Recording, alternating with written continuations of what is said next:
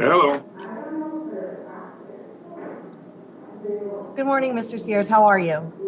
I'm doing fine. How about you? I'm well, thank you, sir. Can you see me and hear me okay? I can see you and I can hear you clearly.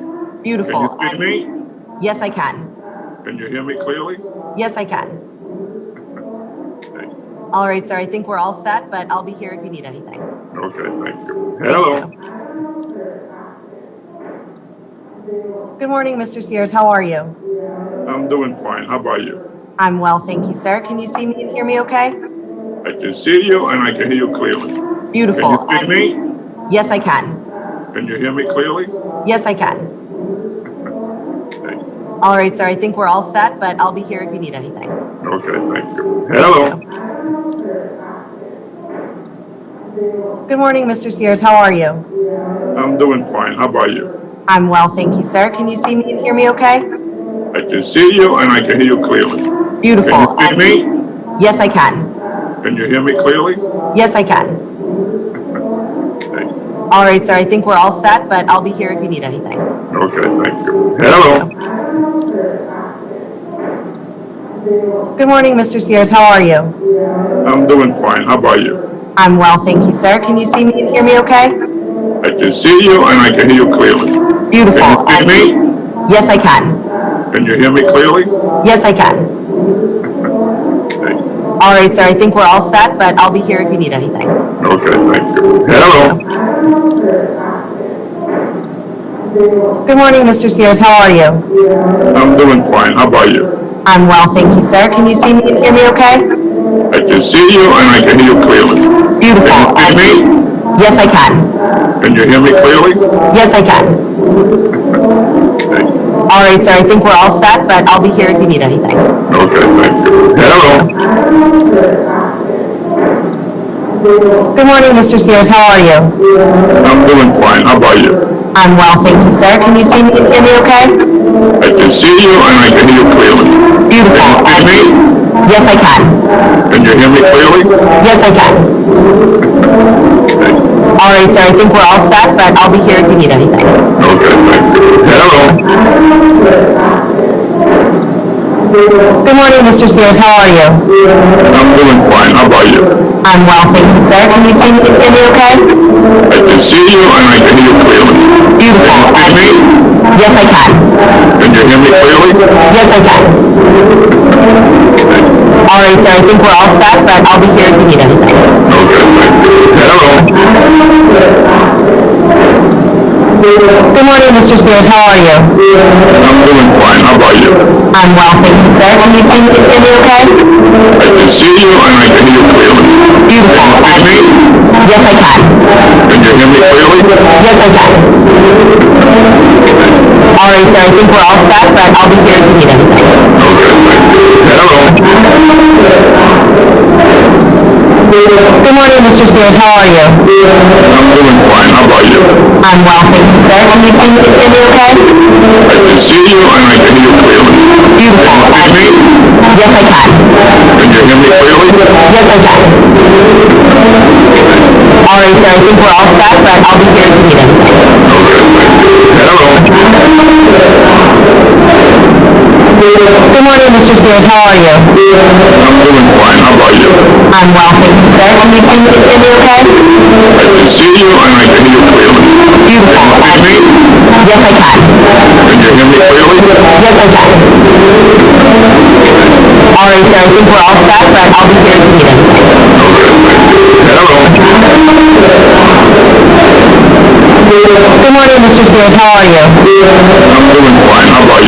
I'm well, thank you, sir. Can you see me and hear me okay? I can see you and I can hear you clearly. Beautiful. Can you see me? Yes, I can. Can you hear me clearly? Yes, I can. All All right, sir, I think we're all set, but I'll be here at the meeting. Hello. Good morning, Mr. Sears. How are you? I'm doing fine. How about you? I'm well, thank you, sir. Can you see me okay? I can see you and I can hear you clearly. Beautiful. Can you hear me? Yes, I can. Can you hear me clearly? Yes, I can. All right, sir, I think we're all set, but I'll be here at the meeting. Hello. Good morning, Mr. Sears. How are you? I'm doing fine. How about you? I'm well, thank you, sir. Can you see me okay? I can see you and I can hear you clearly. Beautiful. Can you hear me? Yes, I can. Can you hear me clearly? Yes, I can. All right, sir, I think we're all set, but I'll be here at the meeting. Hello. Good morning, Mr. Sears. How are you? I'm doing fine. How about you? I'm well, thank you, sir. Can you see me okay? I can see you and I can hear you clearly. Beautiful. Can you hear me? Yes, I can. Can you hear me clearly? Yes, I can. All right, sir, I think we're all set, but I'll be here at the meeting. Hello. Good morning, Mr. Sears. How are you? I'm doing fine. How about you? I'm well, thank you, sir. Can you see me okay? I can see you and I can hear you clearly. Beautiful. Can you hear me? Yes, I can. Can you hear me clearly? Yes, I can. All right, sir, I think we're all set, but I'll be here at the meeting. Hello. Good morning, Mr. Sears. How are you? I'm doing fine. How about you? I'm well, thank you, sir. Can you see me okay? I can see you and I can hear you clearly. Beautiful. Can you hear me? Yes, I can. Can you hear me clearly? Yes, I can. All right, sir, I think we're all set, but I'll be here at the meeting. Hello. Good morning, Mr. Sears. How are you? I'm doing fine. How about you? I'm well, thank you, sir. Can you see me okay? I can see you and I can hear you clearly. Beautiful. Can you hear me? Yes, I can. Can you hear me clearly? Yes, I can. All right, sir, I think we're all set, but I'll be here at the meeting. Hello. Good morning, Mr. Sears. How are you? I'm doing fine. How about you? I'm well, thank you, sir. Can you see me okay? I can see you and I can hear you clearly. Beautiful. Can you hear me? Yes, I can. Can you hear me clearly? Yes, I can. All right, sir, I think we're all set, but I'll be here at the meeting. Hello.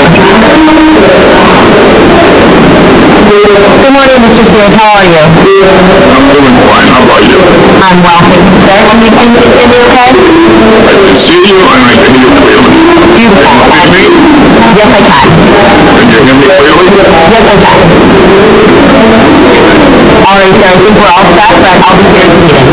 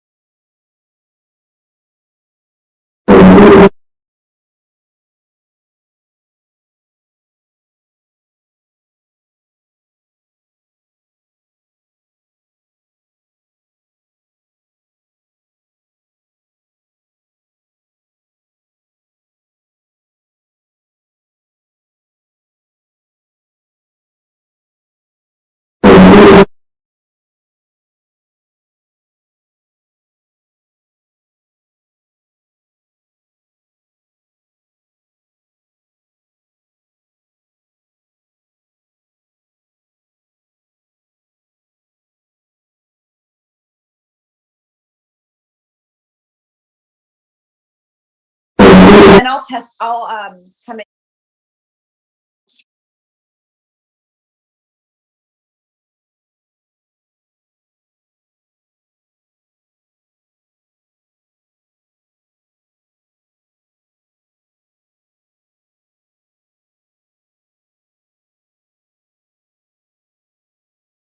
And I'll come in.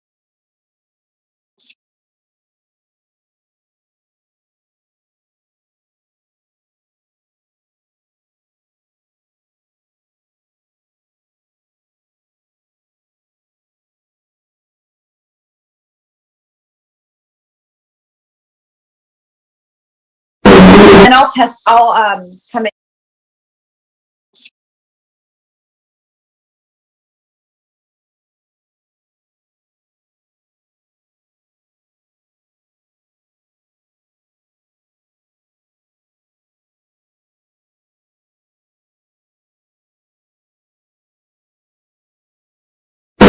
And I'll come in.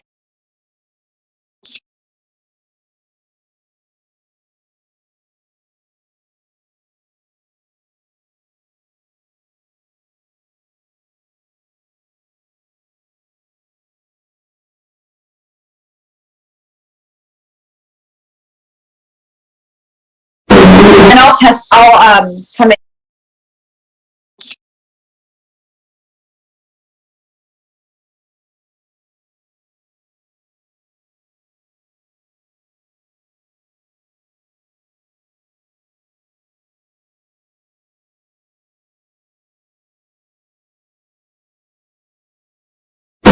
And I'll come in. And I'll come in.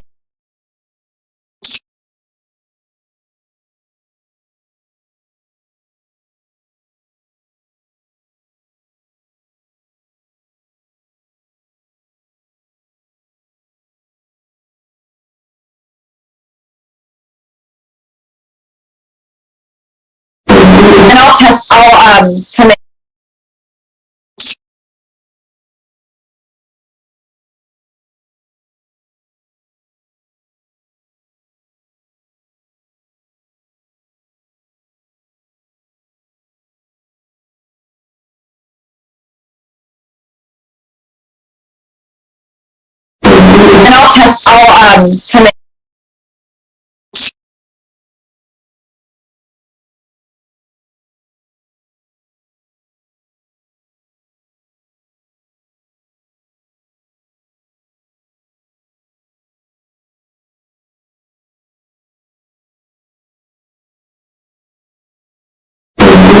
in.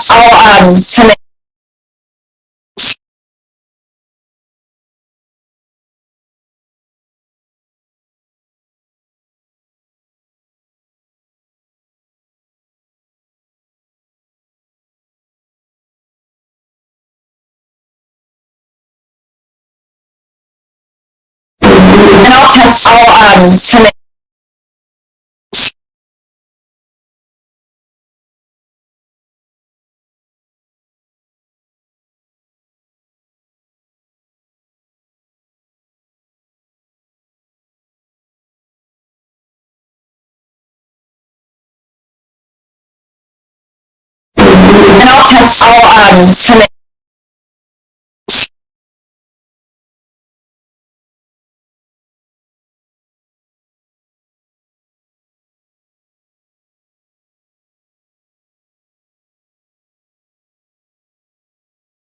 come in. And I'll come in. And I'll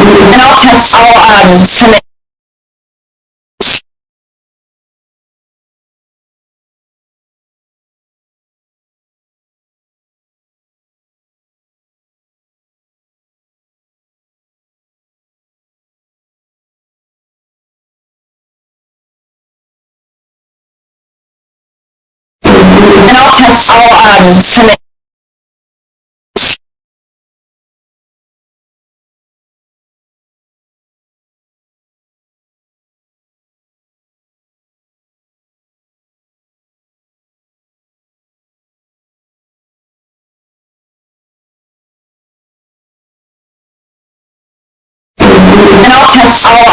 And I'll come in.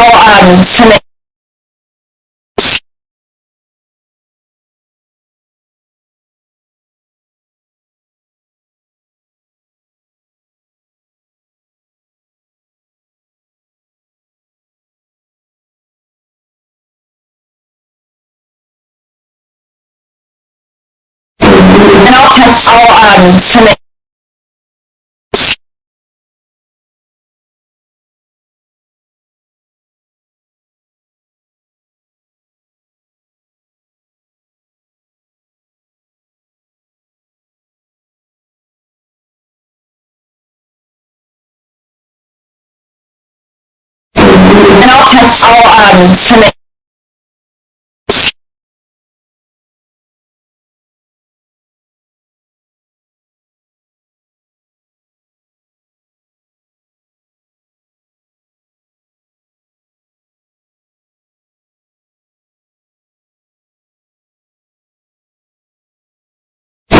and I'll test all to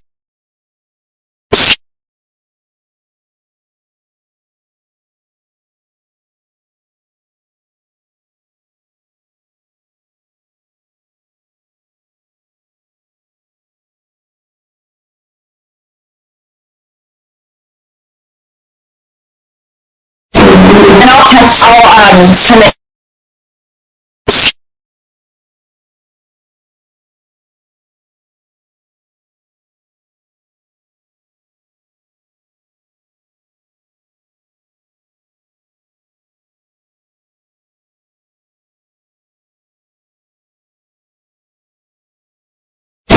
and I'll test all to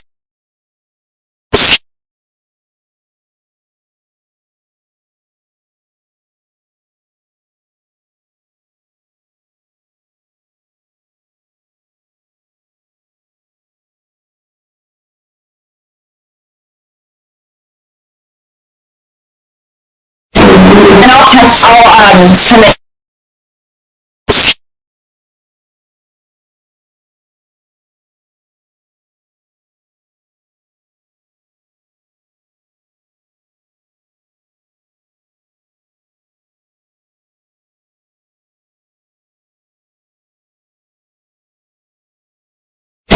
and I'll test all to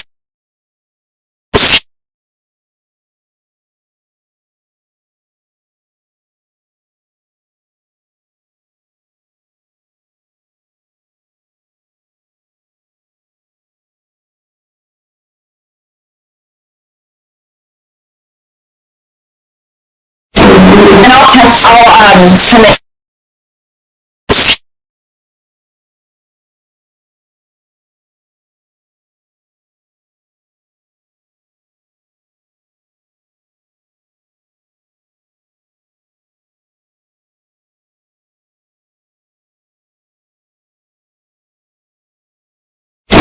and I'll test all to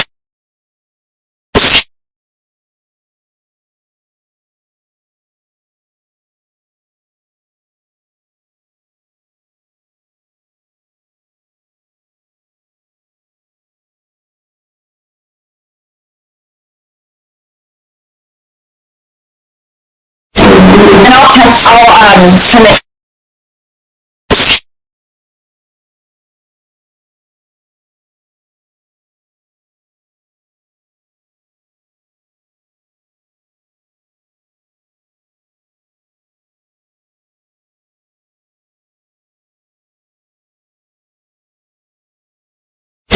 and I'll test all to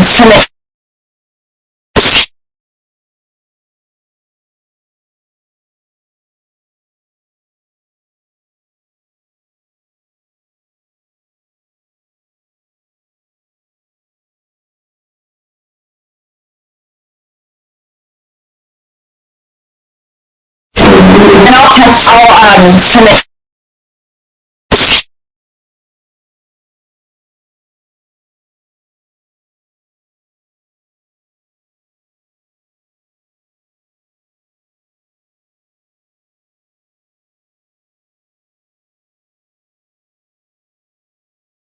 all to and I'll test all to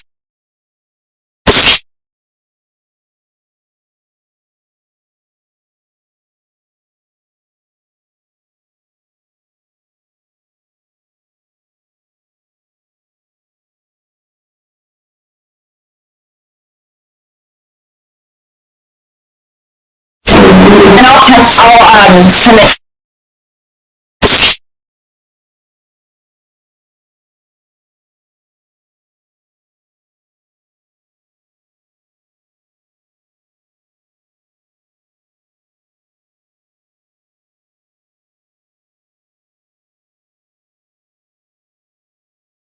and I'll test all to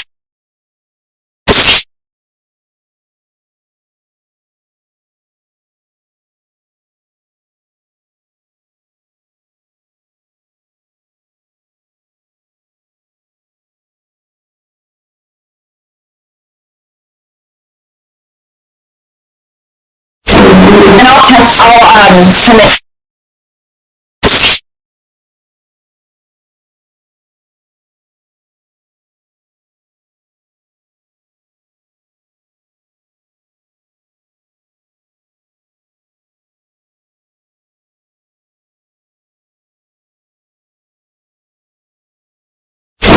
And all tests all submit.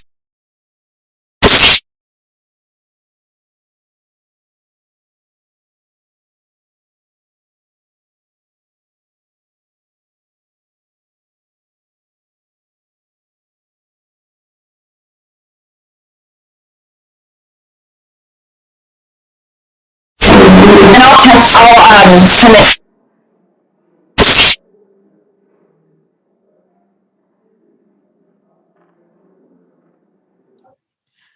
Good morning, everyone. Before this hearing begins, I'd like to pass along some notes about the system we are using today. This hearing will be broadcast live on the House Budget Committee website.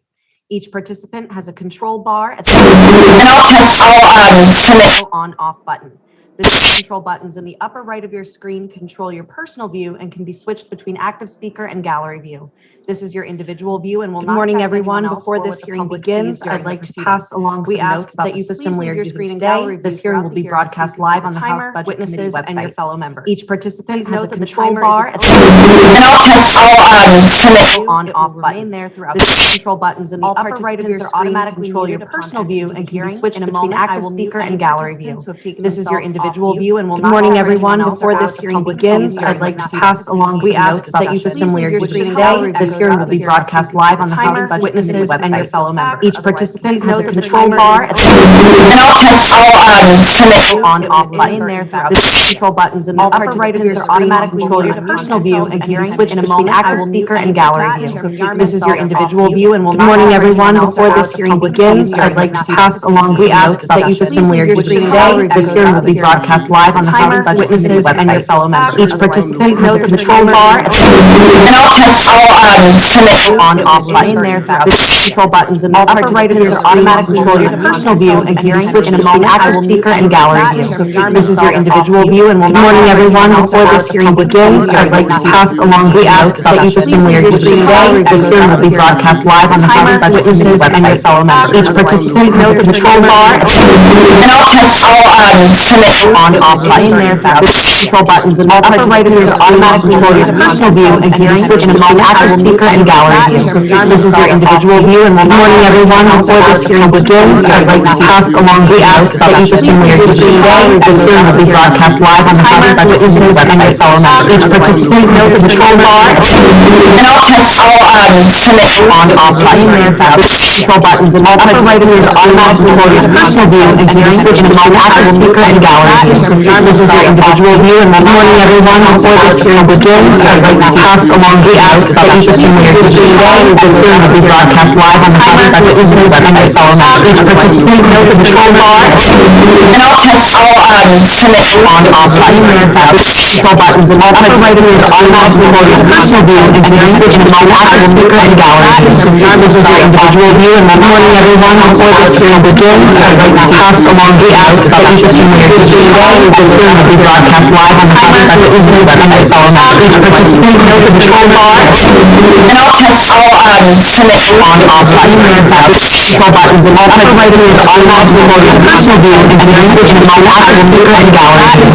This is your individual view and will not. Good morning, everyone. Before this hearing begins, I'd like to pass along some notes about the system we are using today. This hearing will be broadcast live on the House Budget Committee website and your fellow members. Each participant has a control bar at the And all tests all submit. on/off button. There throughout the control buttons in the upper right of your automatically control your personal view and can be switched between active speaker and gallery view. This is your individual view and will not. Good morning, everyone. Before this hearing begins, I'd like to pass along some notes about the system we are using today. This hearing will be broadcast live on the House Budget Committee website and your fellow members. Each participant has a control bar at the And all tests test all Senate on by Americans, so by the democratic writers, unlawful motive, personal view, and the language of my life and beer and gallery. Sometimes this is our individual view, and I'm warning everyone before this hearing begins. Pass along the acts of interest in the today, with this hearing will be broadcast live on the contact isn't that I'm telling us. Participants know the control bar, and I'll test all Senate on by Americans, so by the democratic writers, unlawful motive, personal view, and the language of my life and beer and gallery. Sometimes this is our individual view, and I'm warning everyone before this hearing begins.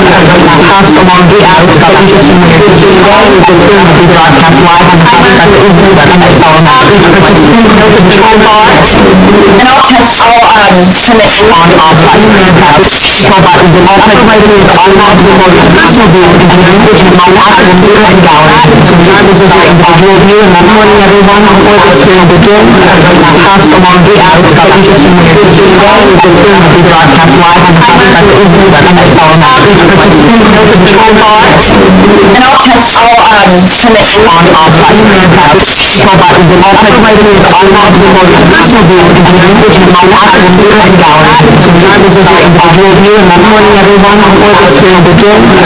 Pass along the acts of interest in the today, with this hearing will be broadcast live on the contact isn't that I'm telling us. Participants know the control bar, and I'll test all Senate on by Americans, so by the democratic writers, unlawful motive, personal view, and the language of my life and beer and gallery. Sometimes this is our individual view, and I'm warning everyone before this hearing begins.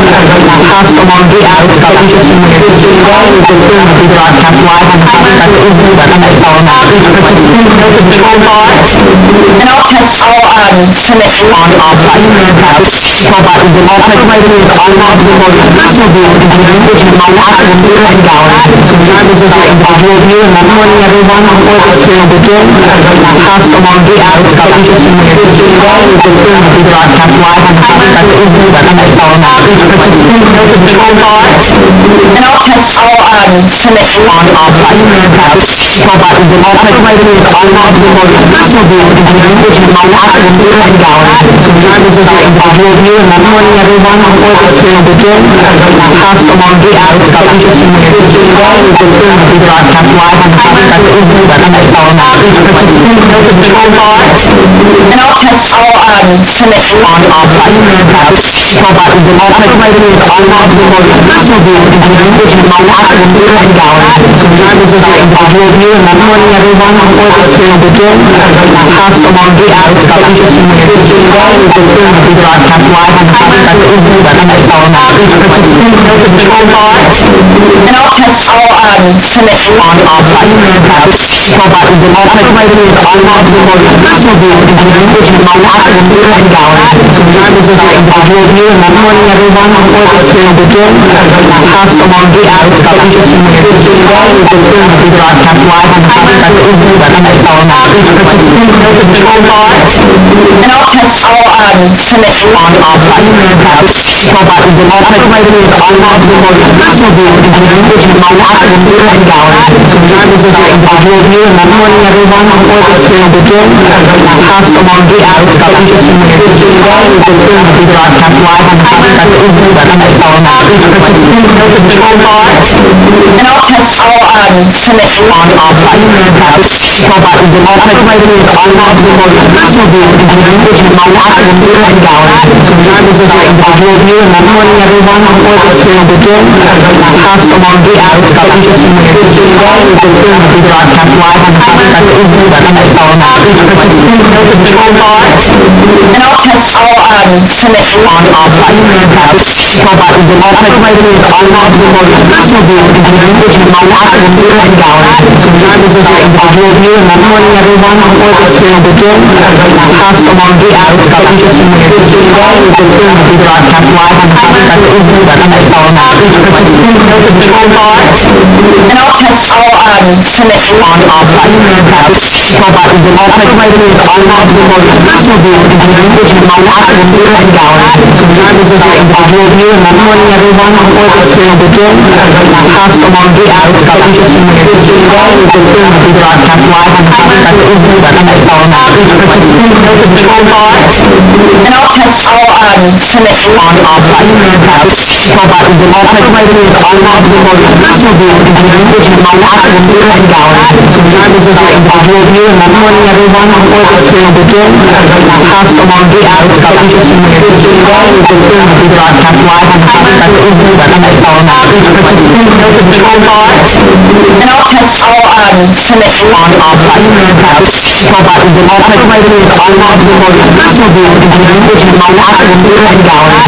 Time is review and good morning everyone. Before this hearing begins, discussed along the hours of interesting today is the soon to be broadcast live on the public at the control bar, and also control bar, and also submit on control bar is the automated personal view in the language and my and gallery. Time is review and good morning everyone. Before this hearing begins, discussed along the hours of interesting today is the soon to be broadcast live on the public at the control bar, and also control bar, and also submit on control bar is the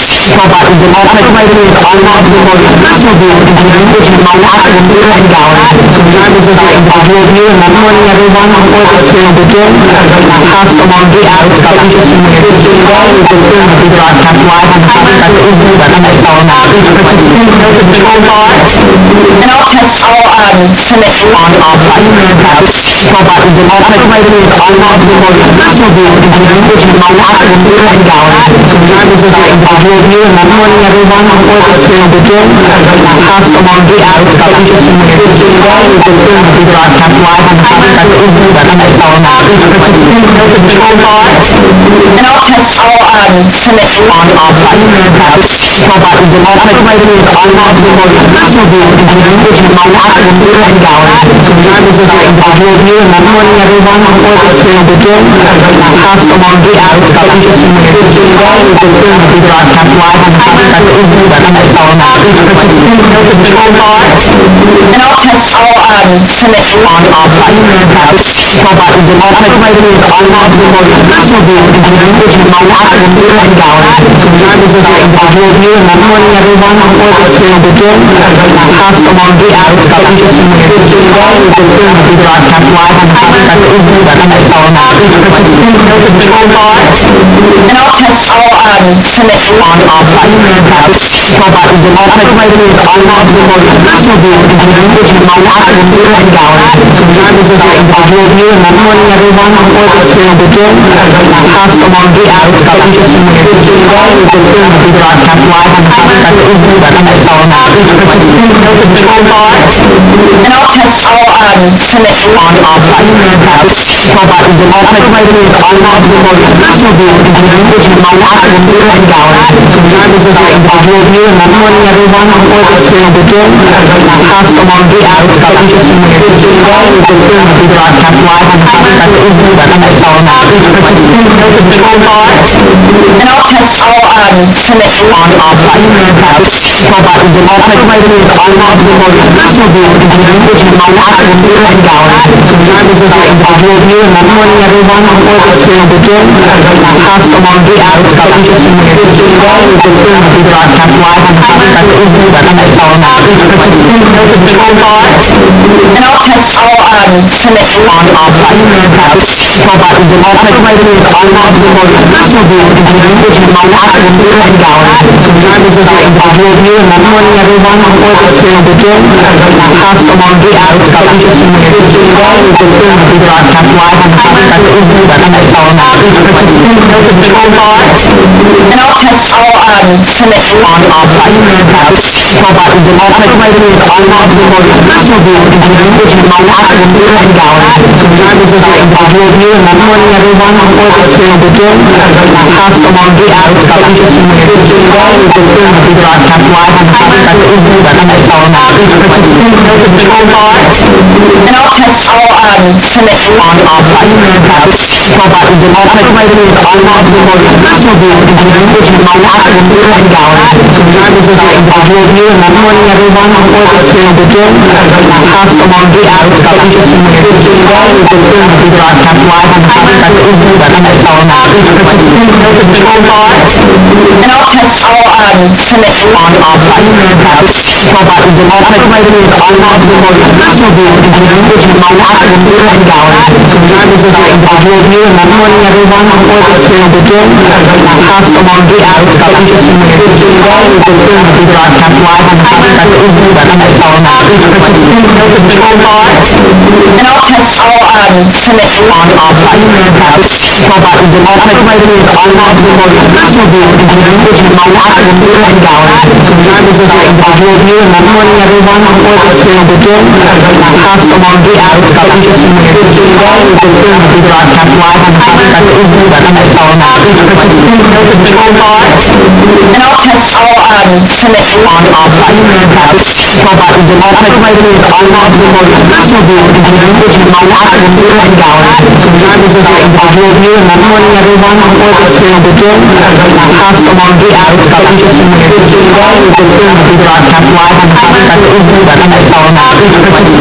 Control bar, and I'll test all Senate on control bar is automatically on personal view and language and my and gallery. Sometimes this is our individual view, and good morning everyone. Before this hearing begins, pass along the ads of interest in the today. This hearing will be broadcast live on Habitat Israel and the telenet.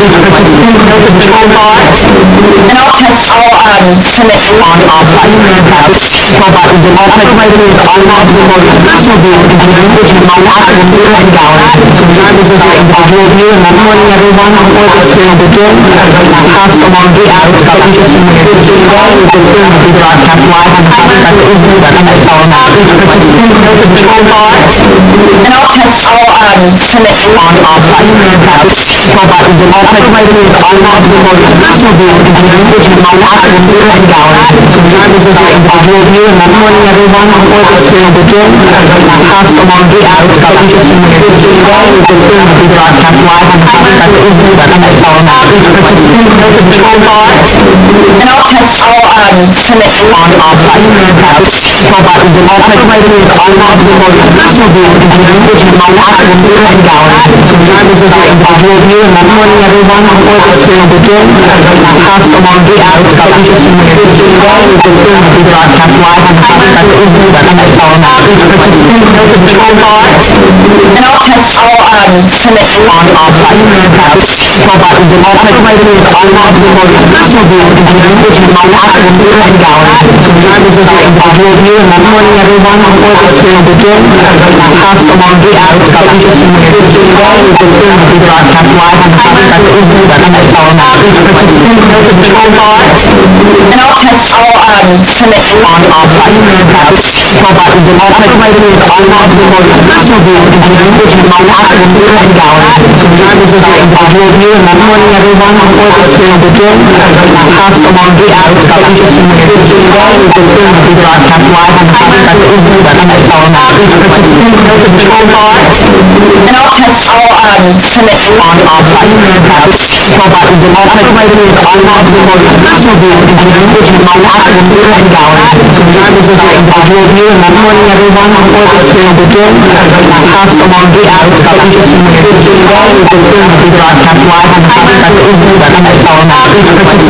Control bar, and I'll test all Senate on control bar is automatically on personal view and language and my and gallery. Sometimes this is our individual view, and good morning everyone. Before this hearing begins, pass along the ads of interest in the today. This hearing will be broadcast live on Habitat Israel and the telenet. Control bar, and I'll test all Senate on control bar is automatically on personal view and language and my active beer and gallery. Sometimes this is an individual view, and good morning everyone. Before this hearing begins, pass along the acts of interest in the today. This hearing will be broadcast live on the website that is the Untitled Chapter. Participants know the control bar, and also submit on primary accounts. Control bar is democratic writing with all logical modes. Personal view is the language of no active beer and gallery. Sometimes this is an individual view, and good morning everyone. Before this hearing begins, pass along the acts of interest in the today. This hearing will be broadcast live on the website that is the Untitled Chapter. Participants know the control bar, and also submit on primary accounts. Control bar is democratic writing with all logical modes. Personal view is the language of no active beer and gallery. Sometimes this is an individual view, and good morning everyone. Before this hearing begins, pass along the acts of interest in the today. This hearing will be broadcast live on the website that is the Untitled Chapter. Participants know the control bar, and also submit on primary accounts. Control bar is democratic writing with all logical modes. Personal view is the language of no active beer and gallery. Sometimes this is an individual view, and good morning everyone. Before this hearing begins, pass along the acts of interest in the today. This hearing will be broadcast live on the website that is the Untitled Chapter.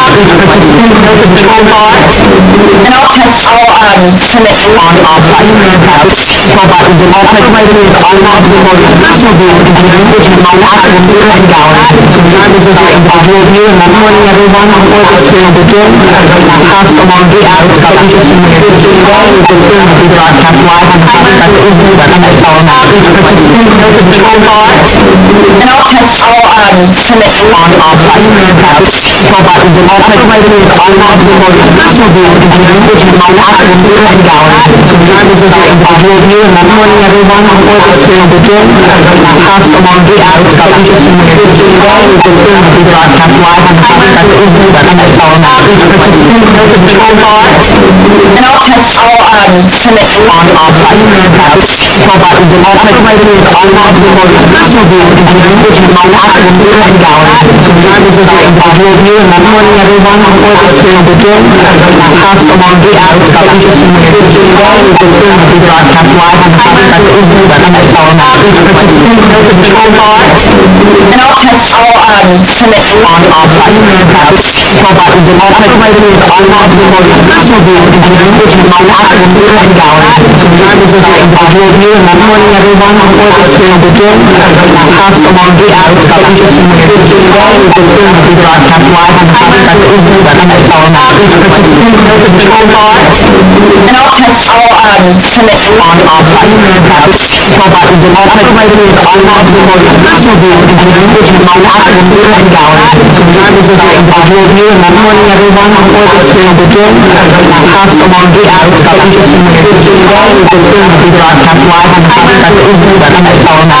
Participants know the control bar, and also submit on primary accounts. Control bar is democratic writing with all logical modes. Personal view is the language of no active beer and gallery. Sometimes this is an individual view, and good morning everyone. Before this hearing begins, pass along the acts of interest in the today. This hearing will be broadcast live on the website that is the Untitled Chapter. Participants know the control bar, and also submit on primary accounts. Control bar is democratic writing with all logical modes. Personal view is the language of no active beer and gallery. Sometimes this is an individual view, and good morning everyone. Before this hearing begins, pass along the acts of interest in the today. This hearing will be broadcast live on the website that is the Untitled Chapter. Participants know the control bar, and also submit on primary accounts. Control bar is democratic writing with all logical modes. Personal view is the language of no active beer and gallery. Sometimes this is an individual view, and good morning everyone. Before this hearing begins,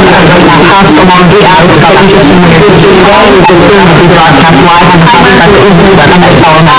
Participants know the control bar, and also submit on primary accounts. Control bar is democratic writing with all logical modes. Personal view is language and computer and gallery. Sometimes this is an individual view, and good morning everyone. Before this hearing begins, pass along the ask of interest in your today. This hearing will be broadcast live on the website of the telephone.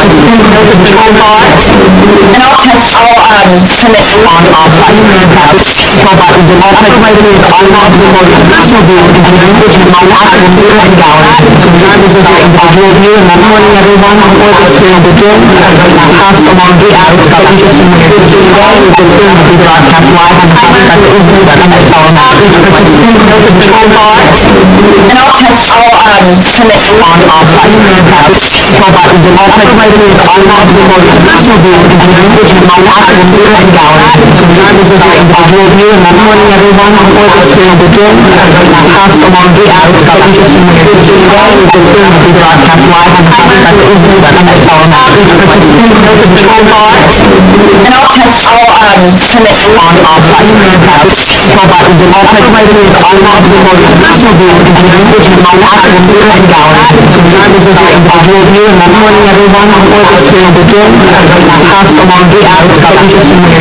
today. This hearing will be broadcast live on the website of the telephone. Participants know the control bar, and all tests all submit on email about control bar is automatically on the personal view in the language and computer and gallery. Sometimes this is an individual view, and good morning everyone. Before this hearing begins, pass along the ask of interest in your today. This hearing will be broadcast live on the website of the telephone. Participants know the control bar, and all tests all submit on email about control bar is automatically on the personal view in the language and computer and gallery. Sometimes this is an individual view, and good morning everyone. Before this hearing begins, pass along the ask of interest in your today. This hearing will be broadcast live on the website of the telephone. Participants know the control bar, and all tests all submit on email about control bar is automatically on the personal view in the language and computer and gallery.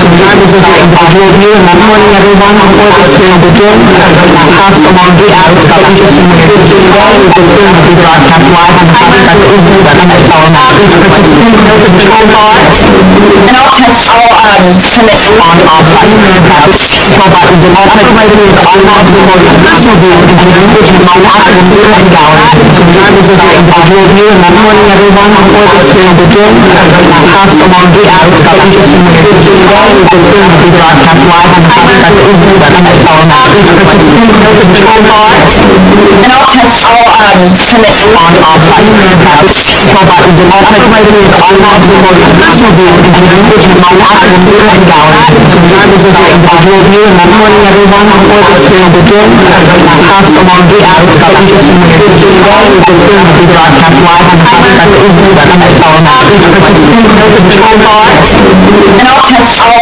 submit on email about control bar is automatically on the personal view in the language and computer and gallery. Sometimes this is an individual view, and good morning everyone. Before this hearing begins, pass along the ask of interest in your today. This hearing will be broadcast live on the website of the telephone. Participants know the control bar, and all tests all submit on email about control bar is automatically on the personal view in the language and computer and gallery. Sometimes this is an individual view, and good morning everyone. Before this hearing begins, pass along the ask of interest in your today. This hearing will be broadcast live on the website of the telephone. Participants know the control bar, and all tests all submit on email about control bar is automatically on the personal view in the language and computer and gallery. Sometimes this is an individual view, and good morning everyone. Before this hearing begins, pass along the ask of interest in your today. This hearing will be broadcast live on the website of the telephone. Participants know the control bar, and all tests all submit on email about control bar is automatically on the personal view in the language and computer and gallery. Sometimes this is an individual view, and good morning everyone. Before this hearing begins, pass along the ask of interest in your today. This hearing will be broadcast live on Habitat and Untitled Chapter. And also Senate on Control by the Democratic Lady on National View in the language of my and gallery. Sometimes it's like visual view and good morning everyone before this film begin. Pass along the ads of interesting news. Today with the film will be broadcast live on Habitat and Untitled. and also Senate On Control by the Democratic Lady on National View in the language of my and gallery. Sometimes it's like visual view and good morning everyone before this film begin. Pass along the ads of interesting news. Today with the film will be broadcast live on Habitat and Untitled. and also Senate On Control by the Democratic Lady on National View in the language of my and gallery. Sometimes it's like visual view and good morning everyone before this film begin. Pass along the ads of interesting news. Today with the film will be broadcast live on Habitat and Untitled. and also Senate On Control by the Democratic Lady on National View in the language of my and gallery. Sometimes it's like visual view and good morning everyone before this film begin. Pass along the ads of interesting news. Today with the film will be broadcast live on Habitat and Untitled. and also Senate On Control by the Democratic Lady on National View in the language of my and gallery. Sometimes it's like visual view and good morning everyone before this film begin. Pass along the ads of interesting news. Today with the film will be broadcast live on Habitat and Untitled. and also Senate On Control by the Democratic Lady on National View in the language of my and gallery. Sometimes it's like visual view and good morning everyone before this film begin. Pass along the ads of interesting news. Today with the film will be broadcast live on Habitat and Untitled. and also Senate On Control by the Democratic Lady on National View in the language of my and gallery. Sometimes it's like visual view and good morning everyone before this film begin. Pass along the ads of interesting news. Today with the film will be broadcast live on Habitat and Untitled. and also Senate On Control by the Democratic Lady on National View in the language of my and gallery. Sometimes it's like visual view and good morning everyone before this film begin. Pass along the ads of interesting news. Today with the film will be broadcast live on Habitat and Untitled.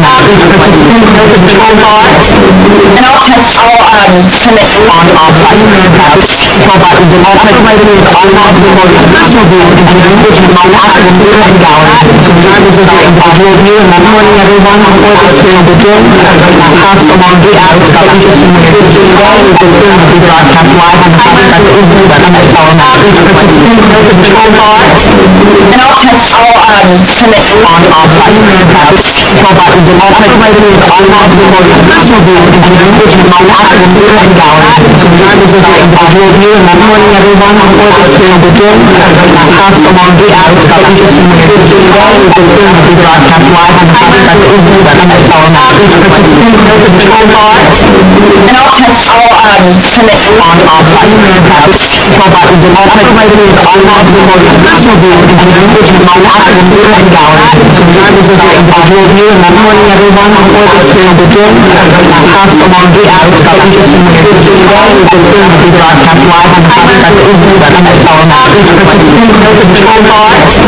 and also Senate On Control by the Democratic Lady on National View in the language of my and gallery. Sometimes it's like visual view and good morning everyone before this film begin.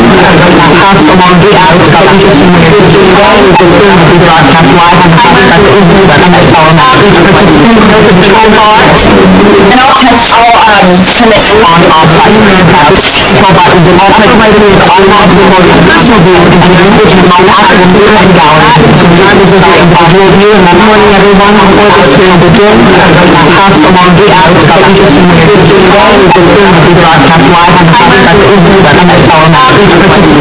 Control bar, and also submit on primary accounts. Control bar is the automated way to unlock the personal view in the language of my active beer and gallery. Sometimes this is our individual view, and good morning everyone. Before this hearing begins, pass along the acts of interest in the today. This hearing will be broadcast live on the website that is the Untitled Chapter.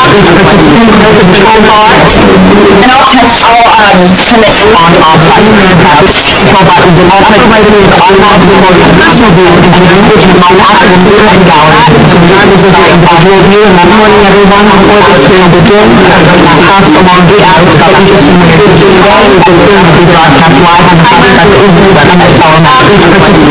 Control bar, and also submit on primary accounts. Control bar is the automated way to unlock the personal view in the language of my active beer and gallery. Sometimes this is our individual view, and good morning everyone. Before this hearing begins, pass along the acts of interest in the today. This hearing will be broadcast live on the website that is the Untitled Chapter. Control bar, and also submit on primary accounts. Control bar is the automated way to unlock the personal view in the language of my active beer and gallery. Sometimes this is our individual view, and good morning everyone. Before this hearing begins, pass along the acts of interest in the today. This hearing will be broadcast live on the website that is the Untitled Chapter. Control bar, and also submit on primary accounts. Control bar is the automated way to unlock the personal view in the language of my active beer and gallery. Sometimes this is our individual view, and good morning everyone. Before this hearing begins, pass along the acts of interest in the today. This hearing will be broadcast live on the website that is the Untitled Chapter. Control bar, and also submit on primary accounts. Control bar is the automated way to unlock the personal view in the language of my active beer and gallery. Sometimes this is our individual view, and good morning everyone. Before this hearing begins, pass along the acts of interest in the today. This hearing will be broadcast live on the website that is the Untitled Chapter. Control bar, and also submit on primary accounts. Control bar is the automated way to unlock the personal view in the language of my active beer and gallery. Sometimes this is our individual view, and good morning everyone. Before this hearing begins, pass along the acts of interest in the today. This hearing will be broadcast live on the website that is the Untitled Chapter.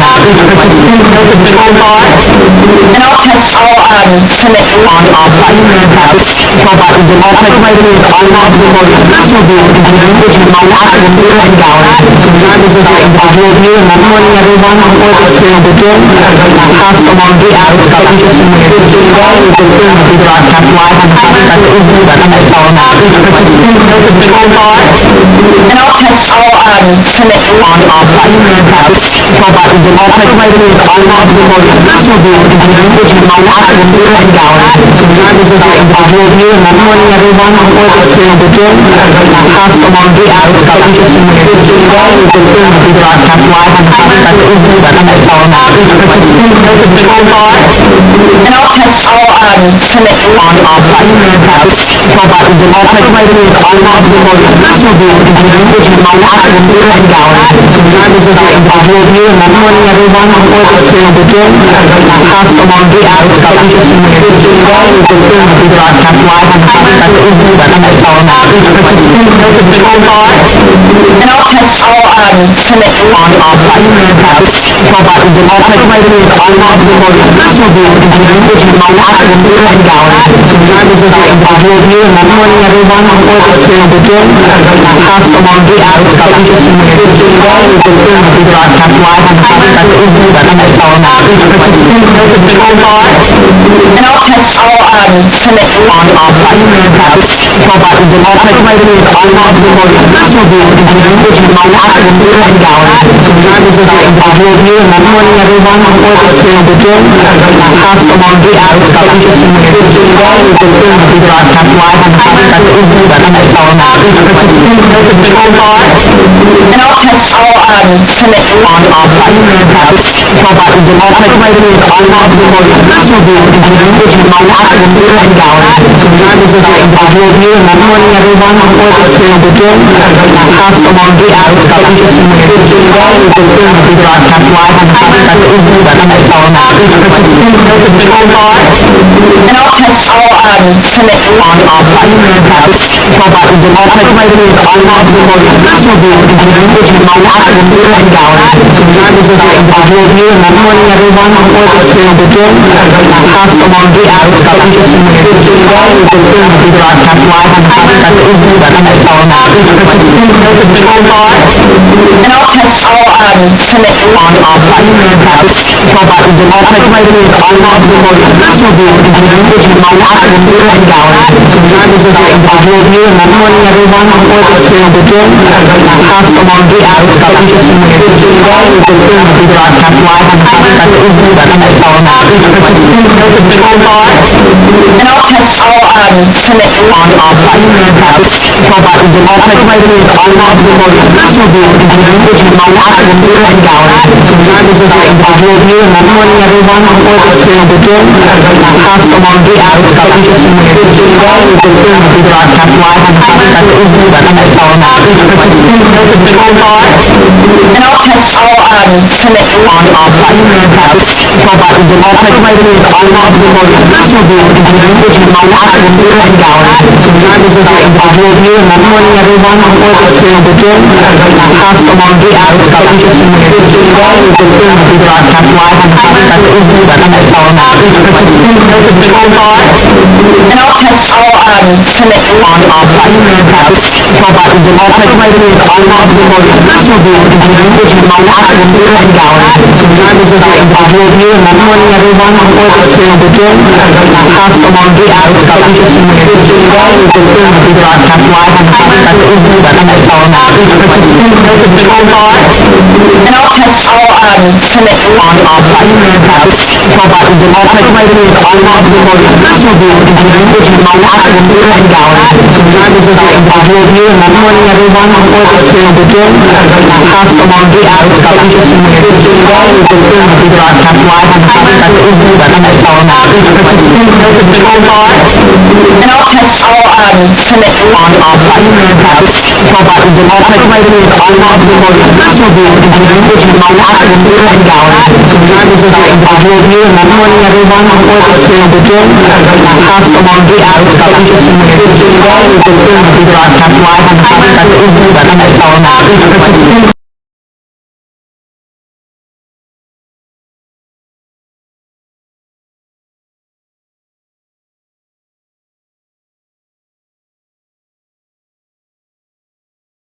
XYZ. What I will say is that for 22, we had a supplemental attached to the omnibus appropriation bill with strong support for both the state and the DoD sides of support to Ukraine. We have, as of the end of this week, we will have pretty much used all of that, the drawdown and Ukraine Security Initiative funding. We anticipate sending an additional supplemental to Congress this week to continue to message that we are in this with the Ukrainians, we and our partners, to make sure that they have what they need to continue their fight against Russian aggression. So for 23, we're going to be reviewing this summer to what extent our posture in Europe should change. And then there's a lot of variables there. It may seem obvious that the answer would be we're going to have more troops stationed in Europe, but given that Russia may emerge weaker, there needs to be some analysis before we jump to that conclusion. We will be doing that analysis this summer. I think that we will be able to, after the NATO summit this summer, and after that analysis, we'll be able to come back to Congress and say, what do we think needs to happen in Europe over and for our own posture is the U.S. anchor of NATO, in addition then to what is the nature of the conflict? Is it over? Is it turned into a frozen conflict? Is it still an active conflict? But I anticipate that we will be continuing to stand with the Ukrainians, and if we need to ask for additional funding in 23, specifically to assist the Ukrainians, I would anticipate that the Secretary will be back before Congress to talk about that. But the budget itself continues the underlying framework of European Deterrence Initiative, and we look forward to seeing how we can strengthen that. in concert with our allies at the NATO summit this summer. Thank you so much. Thank you, Mr. Chairman. I yield back. Gentleman yields back. I now yield 5 minutes to the gentleman from Mississippi, Mr. Kelly. Thank you, Mr. Chairman, and thank you, Mr. McCord, for being here today. The Biden budget includes several misplaced priorities while it fails to fund programs critical to national security. The budget does not fund American air power. The Air Force would be forced to cut 150 aircraft, including 21 A-10s, 33 F-22 Raptors, 50 T-1 Jayhawks, and 13 KC-135 refuelers. The Air Force would also cut 15 F-35 jets compared to last year's budget request. The Army troop levels, if enacted, this budget, would result in the smallest Army we've had since World War II. Navy ships. The Navy ships, we would reduce our total fleet by 24 to 280. China, meanwhile, is continuing to have more ships, and we say we need 350 ships. Not to mention, we have sent numerous supplies to Ukraine, whether that be Javelin missiles or launchers, whether that be Stingers or Stinger armaments, S-300, artillery, small arms, or is anything in this budget replacing or replenishing our ammunition that we will need to fight tomorrow should the need arise? We cannot fight with weapon systems or ammunition that is produced in the future. We have to fight with what we have in stock on day. So all that being said, my first question is there are a lot of different numbers and percentages being thrown around regarding the defense budget. The administration is claiming this request is an increase, a 9.8% increase for DOD to be exact. But just to be clear, this is compared to FY21, not FY22. Is that correct? Which is only a 2.2% increase. You're correct that the two-year increase was 10%, and the reason that we mentioned that was that up until the time we were finishing, it wasn't clear what was going to happen with FY22, so it was a good way to sort of anchor from 21 to 23 before we knew where 22 was going to come out. Now, refresh my memory, this is also based on a 2% inflation rate, which we know is greater than 8%. Is that correct, this budget? Our budget is a real increase with the inflation rate that's in our budget. Obviously, inflation continues to evolve, and the numbers will be known for good a year and a half from now when FY23 inflation is a fact as opposed to a projection. But it's an 8% inflation rate now over last year, not a 2% inflation rate. Not in terms of the deflators that we use. In terms of the CPI. Let me get to the next point. But even at a 2.2% increase over last year's budget, even the 2% number you gave last year means defense spending is flat this year under the Biden budget. Again, our budget is a real increase over both the enacted and the requested last year, but the exact numbers will be fluctuating as if inflation continues to be dynamic as it is right now. And it continues to have $3.1 billion on climate programs. Is that correct? That is the figure that we have in the budget. That's and correct. I haven't seen any electric tanks or electric vehicles operating in the Ukraine theater. Have you? No, and tanks are not a primary lever that we're trying to electrify. Are the cuts to the Air Force fighter procurement, total Navy ships, Army troop levels due to the administration's insistence that we can spend more money on green policies? If not, can you tell me why we're cutting ships, airplanes, and troops? Yes, thank you for that question. I realize this is an issue that the committees are going to grapple with as they go through their markups on the Armed Services Committee where you sit and elsewhere in the appropriations process. The primary rationale for some of these reductions is that we're trying to divest ourselves of older, less capable systems that we don't think are going to cut it in a high-end fight with China if it comes to that. So that the ships, in particular the older LCS, are just not that capable. The A-10s are good airplanes. Okay, let me real quick because I only have time for one more question. And I'm sorry, I want the rest of your answer, but I need to ask this one more question. Of the unfunded requirements list, the UFERs, that every year we want to fill, those are things that we need that we don't have funds for. How many of those could be funded with the $3.1 billion in green climate stuff? I believe the total of all the combatant commander in chief unfunded lists are much higher than $3 billion. So yes, you could use the $3 billion in another way if the committee's. With that, I yield back. Gentleman yields back, and now yield 5 minutes to the gentlewoman from Illinois, Ms. Schakowsky. Thank you so much, Mr. Chairman. Mr. McCord, as the Chief Financial Officer, I'm sure that you're aware of the recent report that was including findings from the Department of Defense Inspector General that highlighted what I would say is the broken and wasteful sole source contracting and spare parts equipment system, acquisition system. The Pentagon and the American taxpayers, I think, are really getting ripped off by many of these contracts. Some of those contractors have raised prices on essential items to the tune of more than 3,000%. In 2021, officials said that the U.S.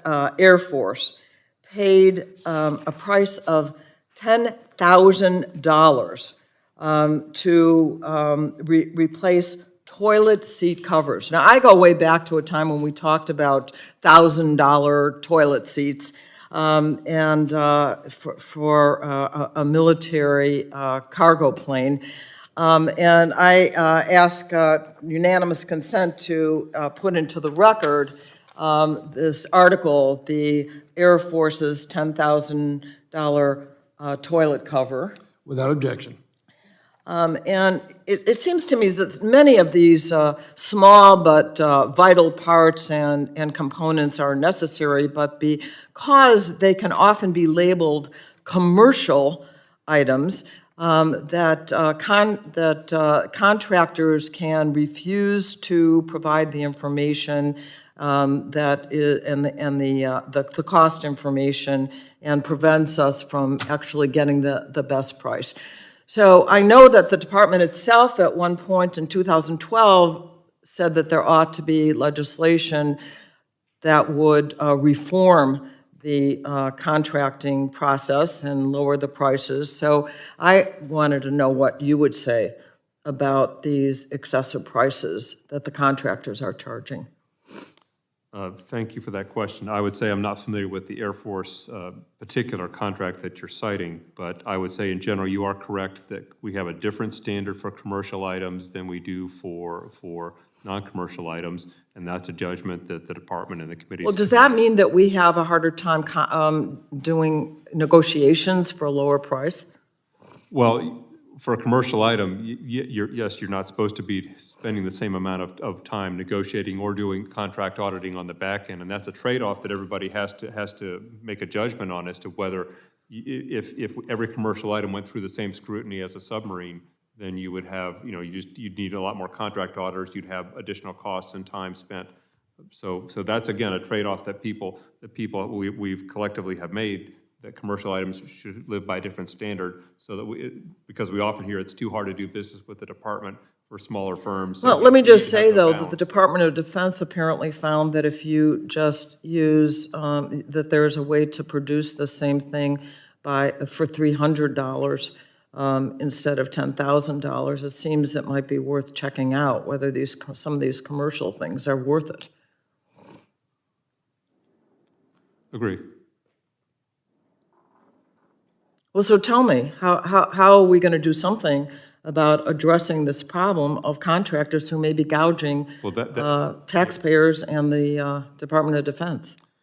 Well, in terms of entering into the contract itself, of course, that would be the responsibility of contracting officers on the acquisition side of the department. I'm not an acquisition official myself, but there is another line of defense, if you will, in the contracting officers themselves deciding what to purchase and how they go about entering into those contracts. But for the contract audit piece that does report to me, again, we do have a different standard for commercial items.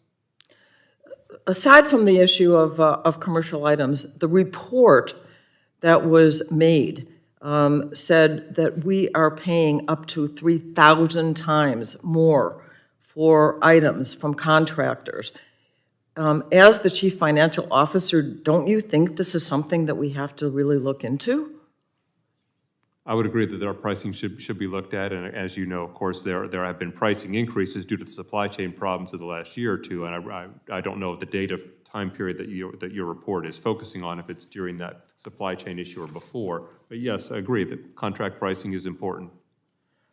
Okay, this was done by the DOD Inspector General, so this is not my report. This is the DOD Inspector General, and I hope you'll look into it, because we shouldn't be paying these exorbitant prices, and I yield back. Gentlewoman's time has expired, and now I yield 5 minutes to the gentleman from California, Mr. McClintock. First of all, I couldn't agree more with Ms. Shankowski's line of questioning. I'm not as interested in whether we're spending more or less on the military this year as I am concerned about whether we're getting more or less for what we're spending. I happen to agree with Ronald Reagan that defense is not a budget issue. You spend what you need to spend in order to protect the country. But as was pointed out in a recent article in The Hill by Ben Freeman and William Hartung, they noted that the budget would give the Pentagon more money by far than at any time during the heights of the Korean War, Vietnam War, or Cold War, even when accounting for inflation. Despite this historically high level of Pentagon spending, the military has been shrinking. They point out that since 1985, our Navy fleet shrunk from 571 to 298 ships. Our Air Force has declined from 10,458 planes to 5,217. And our military force has shrunk from 2.1 million active duty personnel to just under 1.4 million. They go on to write, well, some might argue that while quantities of military equipment are down, quality has gone up. But it's precisely the most advanced weapons programs that have proven to be the biggest budget blunders. China's spending, according to independent analyses, about $250 billion a year on its military. That's less than a third of what the administration proposes, and yet China seems to be massively outbuilding us in terms of ships, weapon systems. Their armed force is twice the size of ours. What are you doing about this? Or as the millennials would say, WTF. Mr. McClintock, and this is the same subject I think Mr. Kelly was touching on quality versus quantity. We do judge that, for example, the Army decided that the numbers were telling them that they could not recruit to a bigger number right now, given the historically low unemployment and other factors out there. So rather than chase a bigger Army that wasn't... Well, I'm asking, why are we spending so much more and getting so much less? I don't believe we are getting less. We have very capable systems that are better than the Chinese systems. We're spending more, and yet we've got half the ships and half the planes we had in 1985. This is unacceptable. But again, the number, just counting people or counting ships... What would you say are the biggest sources? Let me just ask you this. What would you say are the biggest sources of waste in the defense budget? I think probably one of the biggest sources of high cost in the defense budget are the things that we buy that are so unique to the military that there's no commercial market for. What are we? Where are the biggest sources of waste in the Defense Department, or have you even turned your attention to that? Let me go. On Earth Day this year, President Biden said, I love this quote, "One of the things I found out as President of the United States, I get to spend a lot of that money. We're going to start the process where every vehicle in the United States military, every vehicle, is going to be climate friendly. Every vehicle, I mean it. We're spending billions of dollars to do it." A few years ago, the GAO reported that green energy mandates under Obama cost the Navy as much as $150 per gallon for jet fuel. That's high even for California standards. In 2012, the Navy was forced to purchase 450,000 gallons of biofuel for its so-called green fleet at the cost of $26.60 per gallon, when conventional petroleum costs just $2.50 per gallon. These mandates forced the Air Force to pay $59 per gallon for 11,000 gallons of biofuel in 2012, 10 times more than regular jet fuel costs. Is this a wise use of our defense dollars? Well, I would say, as I said to Mr. Smith a few minutes ago, we have a big price increase for conventional fuel right now. So I think there's wisdom in us paying more for non-conventional. There's wisdom in us That's diversifying our with sources all due of respect, fuel, Mr. McCord, diversifying our that's sources nuts. of fuel and energy. And that's sapping our ability to adequately field a defense force. One more thing. In 2010, Admiral Mike Mullen, chairman of Joint Chiefs, said that in his professional military judgment, our greatest national security threat was the national debt. That year, that debt was $13 trillion. Today, it's over $30 trillion. Does the administration agree that's still our biggest national security threat? If you say the administration, I can't speak to what The military how the establishment. president would rank these threats, but the debt is a threat, climate is a threat, China is, we have a number of issues we don't get to focus on just one. So you would place the climate in the same category as China or the national debt? You know, countries that bankrupt themselves aren't around very long, because before you can provide for the common defense, you have to be able to pay for it.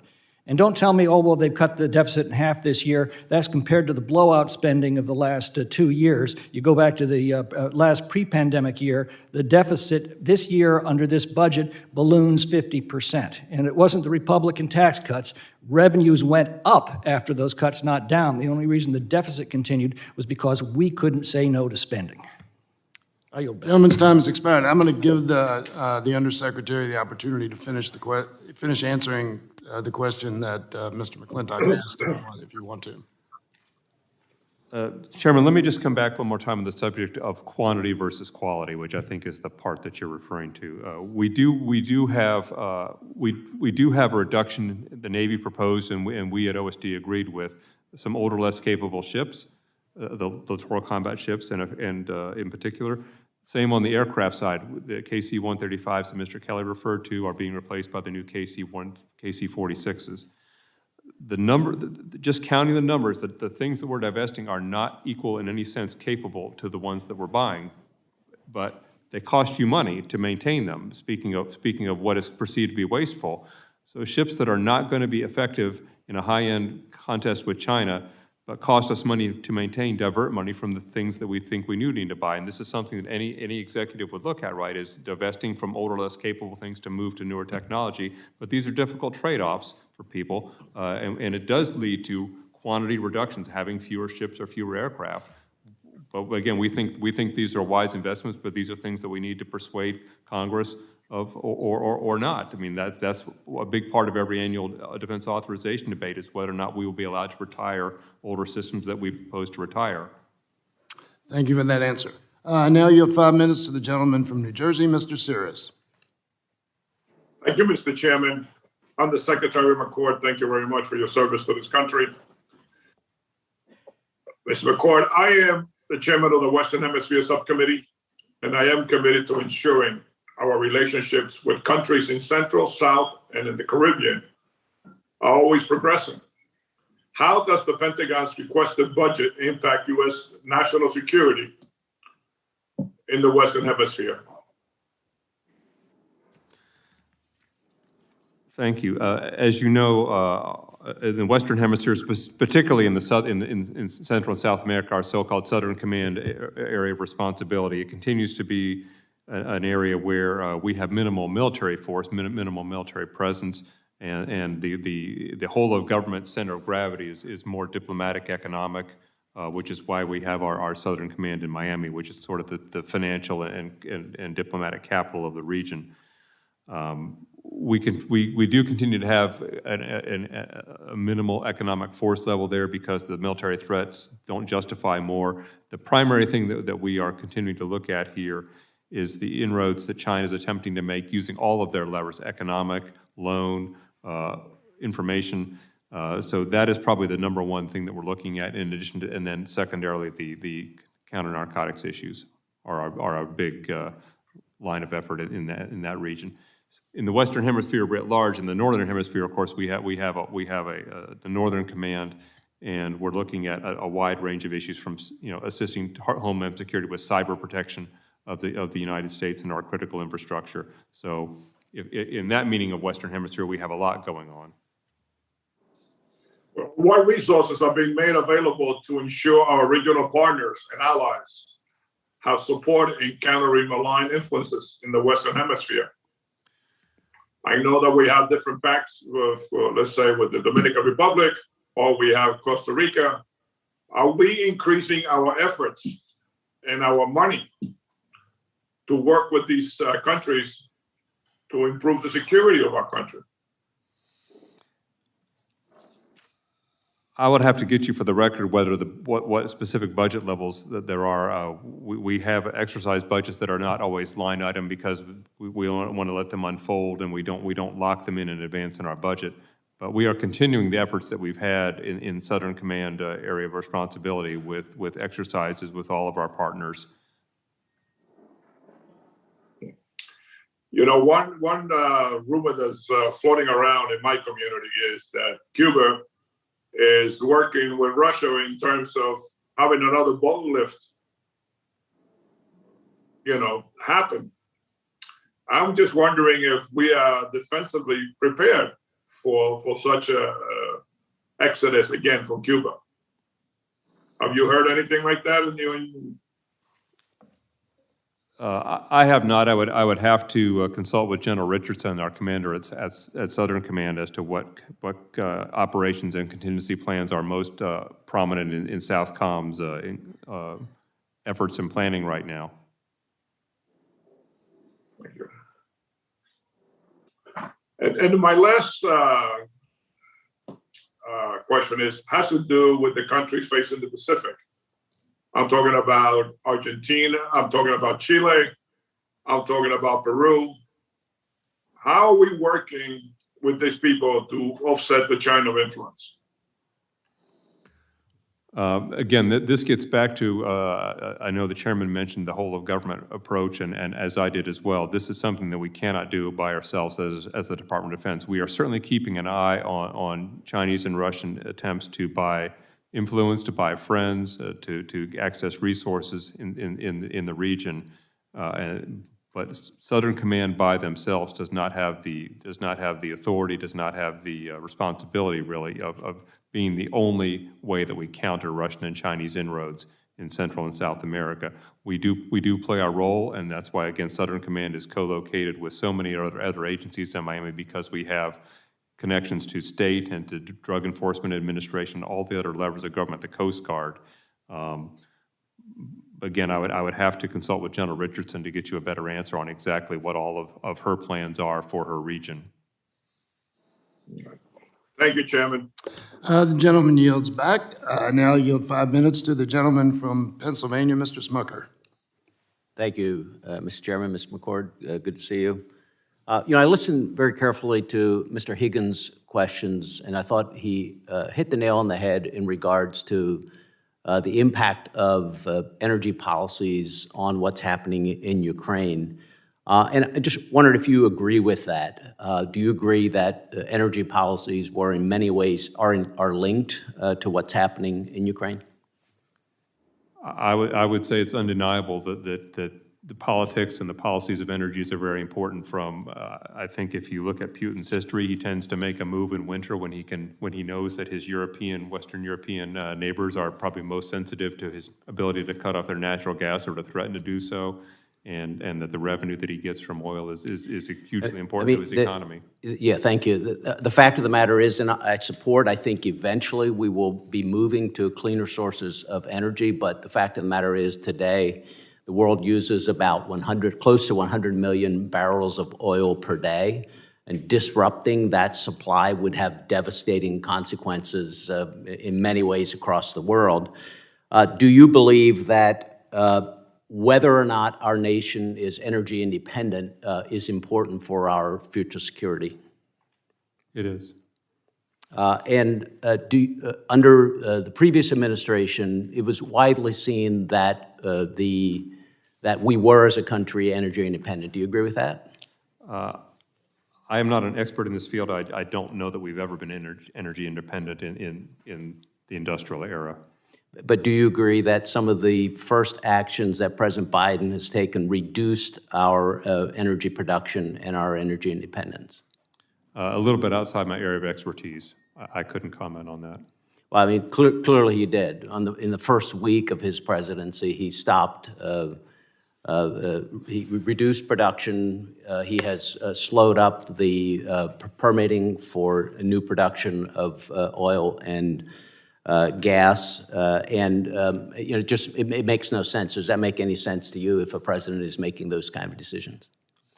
Well, I know that, for example, the Keystone Pipeline was a controversial decision under every administration over several years. So I think there was arguments on both sides. But don't you think a president should be, at this point, particularly as we're seeing, and you already said you agree that energy is linked to what's happening in Ukraine, don't you think it would make sense for a president to do everything that he can to boost our production right now?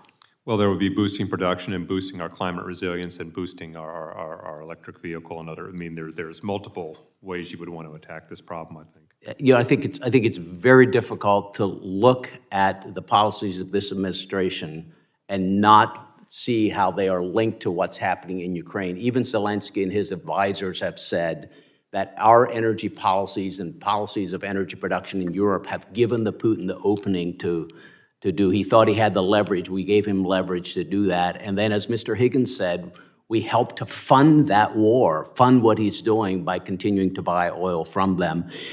And then the other part of the energy policy is it has resulted in the inflation that we've seen today. And earlier this month, the House Armed Service, before the House Armed Services Committee, Chairman of the Joint Chiefs of Staff, Mark Milley, said this budget assumes an inflation rate of 2.2%.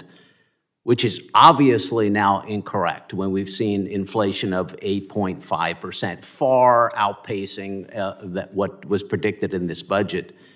Why do you think the budget has missed the mark in so many ways in regards to rising prices?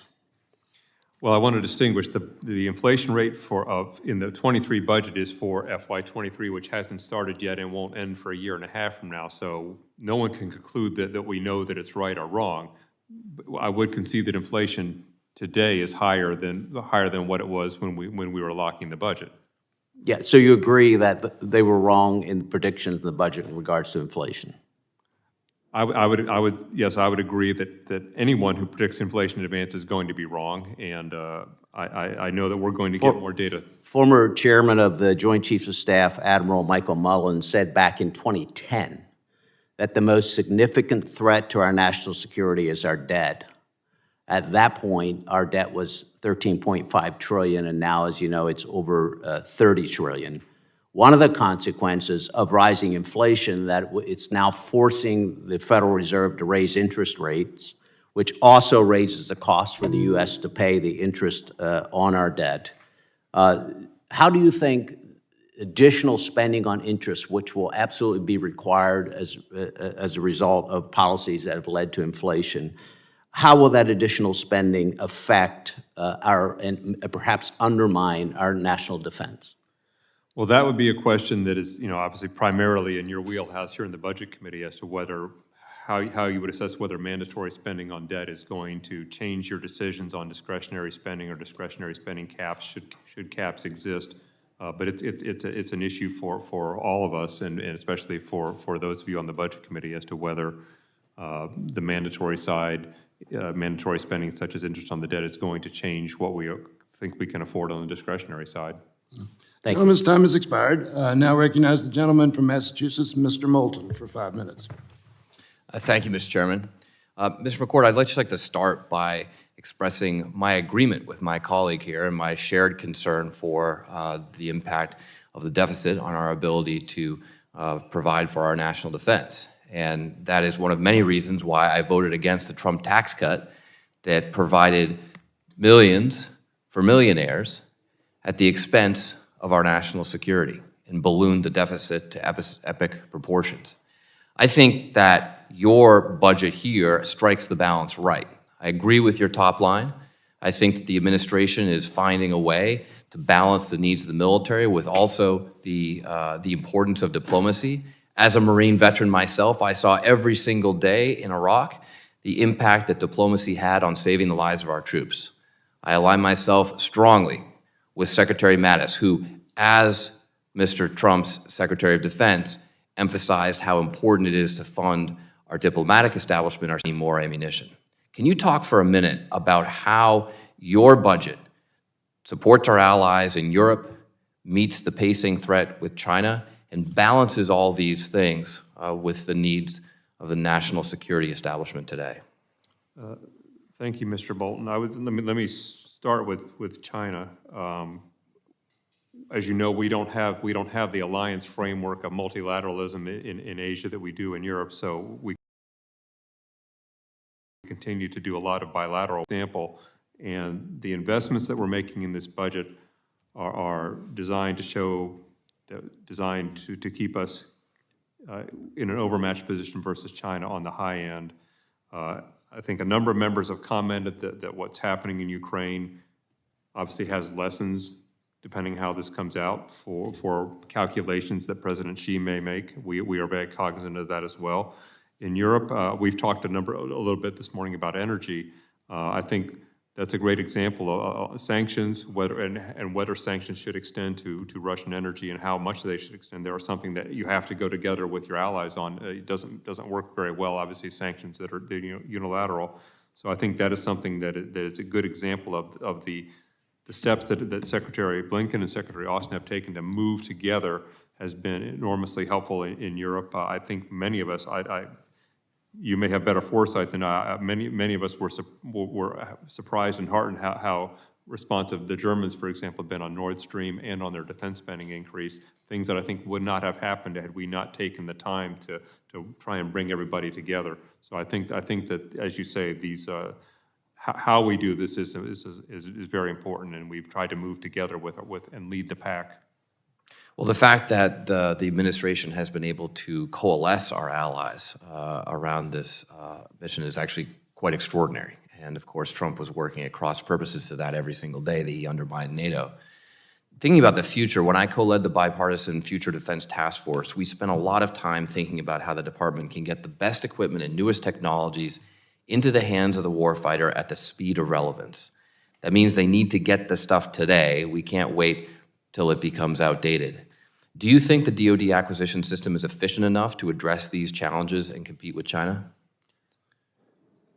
I think that all of us are looking for a way that we can be more agile, but still be accountable and transparent enough. And your committee in the NDA created a PPB commission, so planning, programming, budgeting, and execution, which is the DoD-centric part of the larger federal budget process.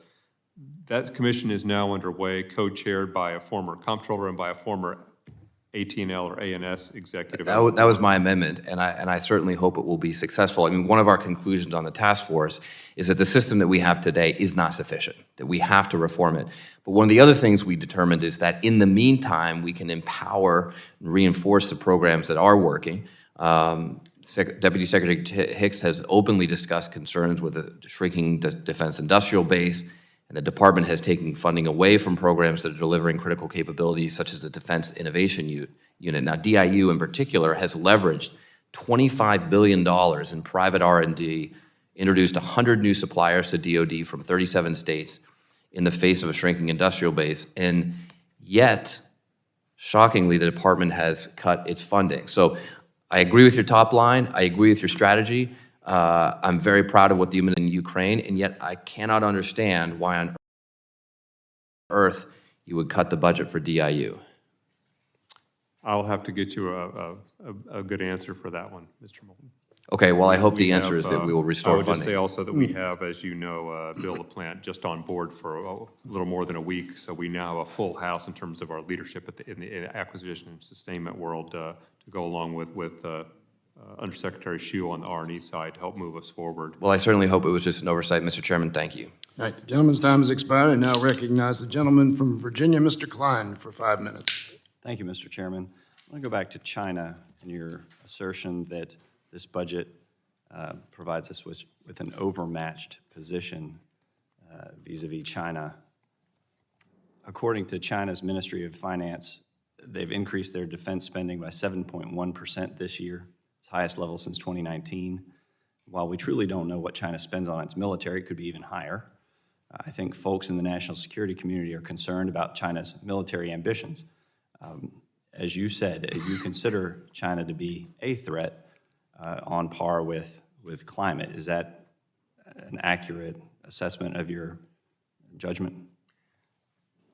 Yeah, I would say, and I would echo what the Secretary Austin has said, we have threats that are very important that are not identical in nature. So COVID, for example, was a near-term threat to the health of our force and to the country. China is a longer-term threat, more of a military-centric threat. Climate is a more existential threat to our whole society. So they're important threats that are not identical threats. So you're considering China a long-term threat. Let me quote the former commander of the Indo-Pacific Command, Admiral Philip Davidson, who stressed that China might try to forcibly annex Taiwan before 2027. That timeline reflects China's massive investments in naval power and its recent expansion of nuclear weapons. Are you aware of a report to Congress in 2020 titled Military and Security Developments Involving the People's Republic of China?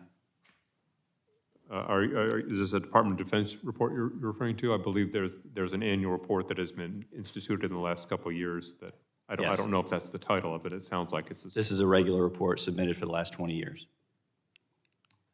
The 2020 report states that China has already achieved parity with or even exceeded the United States in several military modernization areas, correct? I don't have the report in front of me, but I don't dispute that it might have said that. So you don't know which areas the report stated were of most concern? I wasn't in the department in 2020, so I'm not familiar with the 2020 report. Okay, the report states that China is ahead in the areas of shipbuilding, land-based conventional ballistic and cruise missiles, and integrated air defense systems. So do you think that a budget that would decommission 24 ships just this year while building 9 and projected that in the next 5 years our naval fleet would shrink further to only 280 ships, not meeting the legal requirement to field a fleet of 355 battleships, you think that would meet the needs of our position versus China?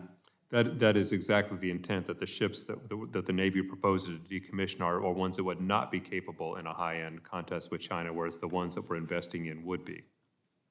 All right, and at the same time, we're proposing to spend $3.1 billion on climate programs while cutting funding for ships, troops, and aircraft, $2 billion for climate resiliency at military installations, $247 million for operational energy and buying power, and $28 million for contingency preparedness.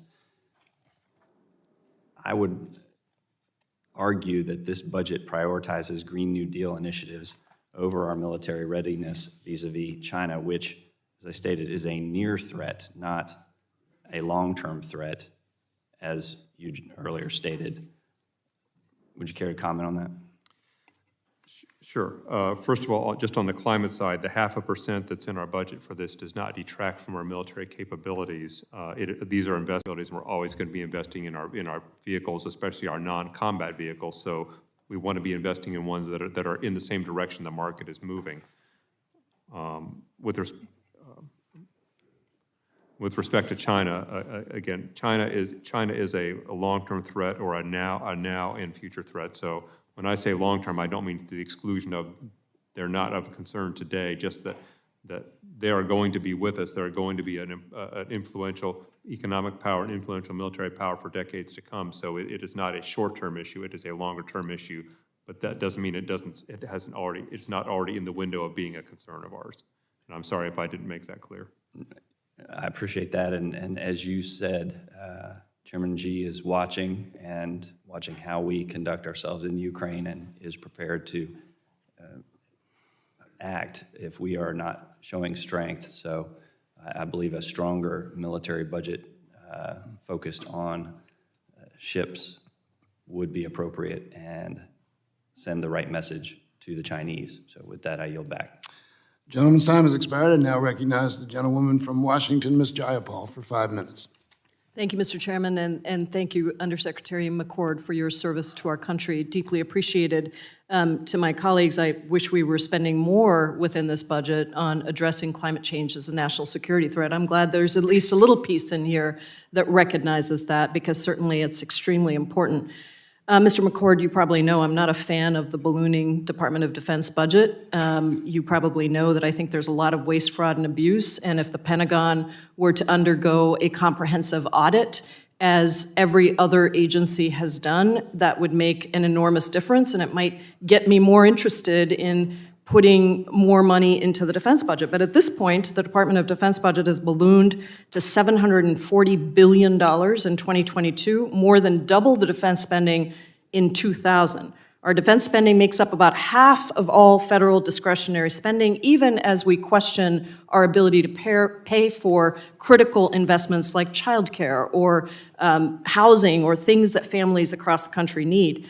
But I want to dive into one of the factors driving that spending, and that is the statutory requirement that DoD provide an unfunded priorities list, a wish list of items that would be nice for DoD to have, but are not required to carry out its duties. This is on top of the $773 billion requested by the White House for fiscal 2023. Secretary of Defense Lloyd Austin said last year that the president's budget request for fiscal 2022 met DoD requirements, and yet the law still requires DoD to provide this unfunded priorities list. And that's why I've persistently offered an amendment to the National Defense Authorization Act to eliminate this wasteful practice. Mr. McCord, how does DoD determine what goes into the White House budget request versus the unfunded priorities list? Thank you. The budget process is something that is led from the top down with input from the services up. Especially this year when we had a new strategy under development, we're looking at it all through the lens of what supports our strategy. So what goes in the budget are our highest priorities. I want to be clear about that. Nothing in an unfunded priority list is a higher priority than anything in our budget. So I know that they sometimes get misunderstood as somehow a service chief or a combat commander saying this is more important than what's in the budget. That is not the case. The law, as you said, I think they've been a practice for about 25 years, and they've been codified in law more recently than that. They are the opinions of senior military people. They are not vetted by civilians, including the secretary or myself or the service chiefs. So they are the best professional military advice. If of a particular senior officer, if in my area there were more funds, what would I choose to spend them on? But they should not be confused with saying that the budget is not adequate or that that things in the budget are less important than the things on those lists. But I think that they are easily misunderstood to be saying that they are must-haves that somehow trump the budget, which is not the case. That is such an important explanation. These are just basically, wish I had this, nobody's really looked at it, we haven't looked at it in the context of the entire department. They're completely separate from the process that you go through as a department approved by the secretary to say these are the most important things that we need and must have. So in a June 2021 hearing before the Armed Services Committee, House Armed Services Committee, General Milley said of unfunded priorities, if they were critical, then they need to be higher on the priority list and in the base budget. Do you agree with that statement, Mr. McCord? I do. Thank you. And these unfunded priorities, again, are just a wish list that don't reflect the true needs of the United States. I understand that we're living in uncertain times with increasing global tensions because of the war in Ukraine. I think the president and his team have done a phenomenal job of really building a diplomatic coalition across the world. In response, Congress has authorized $1.35 billion in military assistance to Ukraine and $3.5 billion to the Defense Department to replenish its equipment stock. Is an unfunded priorities list even necessary to provide flexibility in military spending? I would say the purpose of unfunded priority list is not generally about flexibility. It's about, in the opinion of a senior military person, that Congress, presumably by virtue of the legislation. So the answer is no. No. No, the answer is no. Flexibility is a process that we have to go through with the Congress, and Ukraine's a perfect example of how flexible the process can be when there's an emergent need that everybody agrees is important to address. The evacuation of Afghan interpreters was another one just in my time back in office. Our own process is sadly far less flexible, and we get our appropriation bills months late, every year. Something I know the chairman has been making sure our side is not part of the problem here. But I thank you for that, Undersecretary, and I yield back, Mr. Chairman. Gentlewoman yields back, and now I yield 5 minutes to the gentlewoman from Colorado, Ms. Boebert. Thank you, Mr. Chairman, and thanks again, Undersecretary McCord, for taking the time today to talk about Mr. Biden's defense budget proposal. Sadly, this budget is a continuation of the wokening and weakening of our military. And I wish I could say that I'm surprised, but I'm really not. Somehow we are spending more on defense than we ever have, but we're ignoring real national security threats like China, Iran, the complete invasion at our southern border with 2 million people coming into our country illegally, more than 2 million. So let's take a look at what Mr. Biden would like to spend this money on. Undersecretary McCord, would you say that this budget makes investments into making our military more green? Meaning, does this budget allocate funds to reduce greenhouse gas emissions? The investments that we have in our budget on climate resilience are not, the primary metric is not greenhouse gas emissions. It's making us more climate resilient to the extreme weather events. More green. Electric vehicles and whatnot. The electric vehicles part, Okay. yes. The installation part is not an emissions-based metric. Thank you, Mr. Undersecretary. Mr. Biden has said that all federal agencies should be at net zero greenhouse gas emissions by 2050. Does this budget make investments towards getting there? This budget makes investments in all of the president's priorities. Okay, thank you. There's a long time between now and 2050, so the direct line is hard to there was a mission put in place by your commander-in-chief, and this budget certainly gets the ball rolling on that goal to be at net zero greenhouse gas emissions by 2050. This puts that plan by your commander-in-chief into action, correct? We would want to be moving in that direction, but again, Okay, thank you, this Mr. budget doesn't Undersecretary. Well, extend frankly, anywhere near to 2050. Mr. Undersecretary, it sounds to me like you're burning the tax dollars at the altar of environmental extremists, because in this report that I have here that I would like to seek unanimous consent to enter into the record. Without objection. Thank you. This report issued by your agency is not, quote, technically feasible for the DoD to achieve net zero greenhouse gas emissions, end quote. This is your report, and it provides an example of the impacts woke Green New Deal policies would have in action, saying, quote, the DoD cannot, for instance, risk an armored brigade in combat running out of fuel because it's only allowed to acquire net zero fuel and none is readily available, end quote. So, Mr. Undersecretary, why are we proposing to spend billions, and some estimates from this report say trillions of tax dollars towards reaching net zero greenhouse gas emissions when the DoD has already said that this is not feasible? Well, again, net zero as a policy for a country or an agency is one thing. Our budget is not a budget to 2050. We could not possibly predict what kind of vehicles or aircraft we're going to be using in 2050. But you're certainly Probably setting nothing in forward the those inventory goals today. to reach that in 2050 when we know that it's not feasible. And I'm sorry to cut you off. My time is short here. According to this report, I mean, it says trillions of dollars, but instead of wasting our time and tax dollars on turning our military green, let's talk about what really should be focused on. Earlier this year, I joined my colleagues in sending a letter to Secretary Austin asking for the congressionally required report on U.S. equipment left in, destroyed, or removed from Afghanistan during the disastrous withdrawal. We sent this letter 2 weeks after it was already due to Congress, and we still have not received the complete report or virtually any accountability for the surrender and the total failure that was Afghanistan. Mr. Undersecretary, is the DoD aware of this congressional request for the way overdue report on the Afghanistan debacle?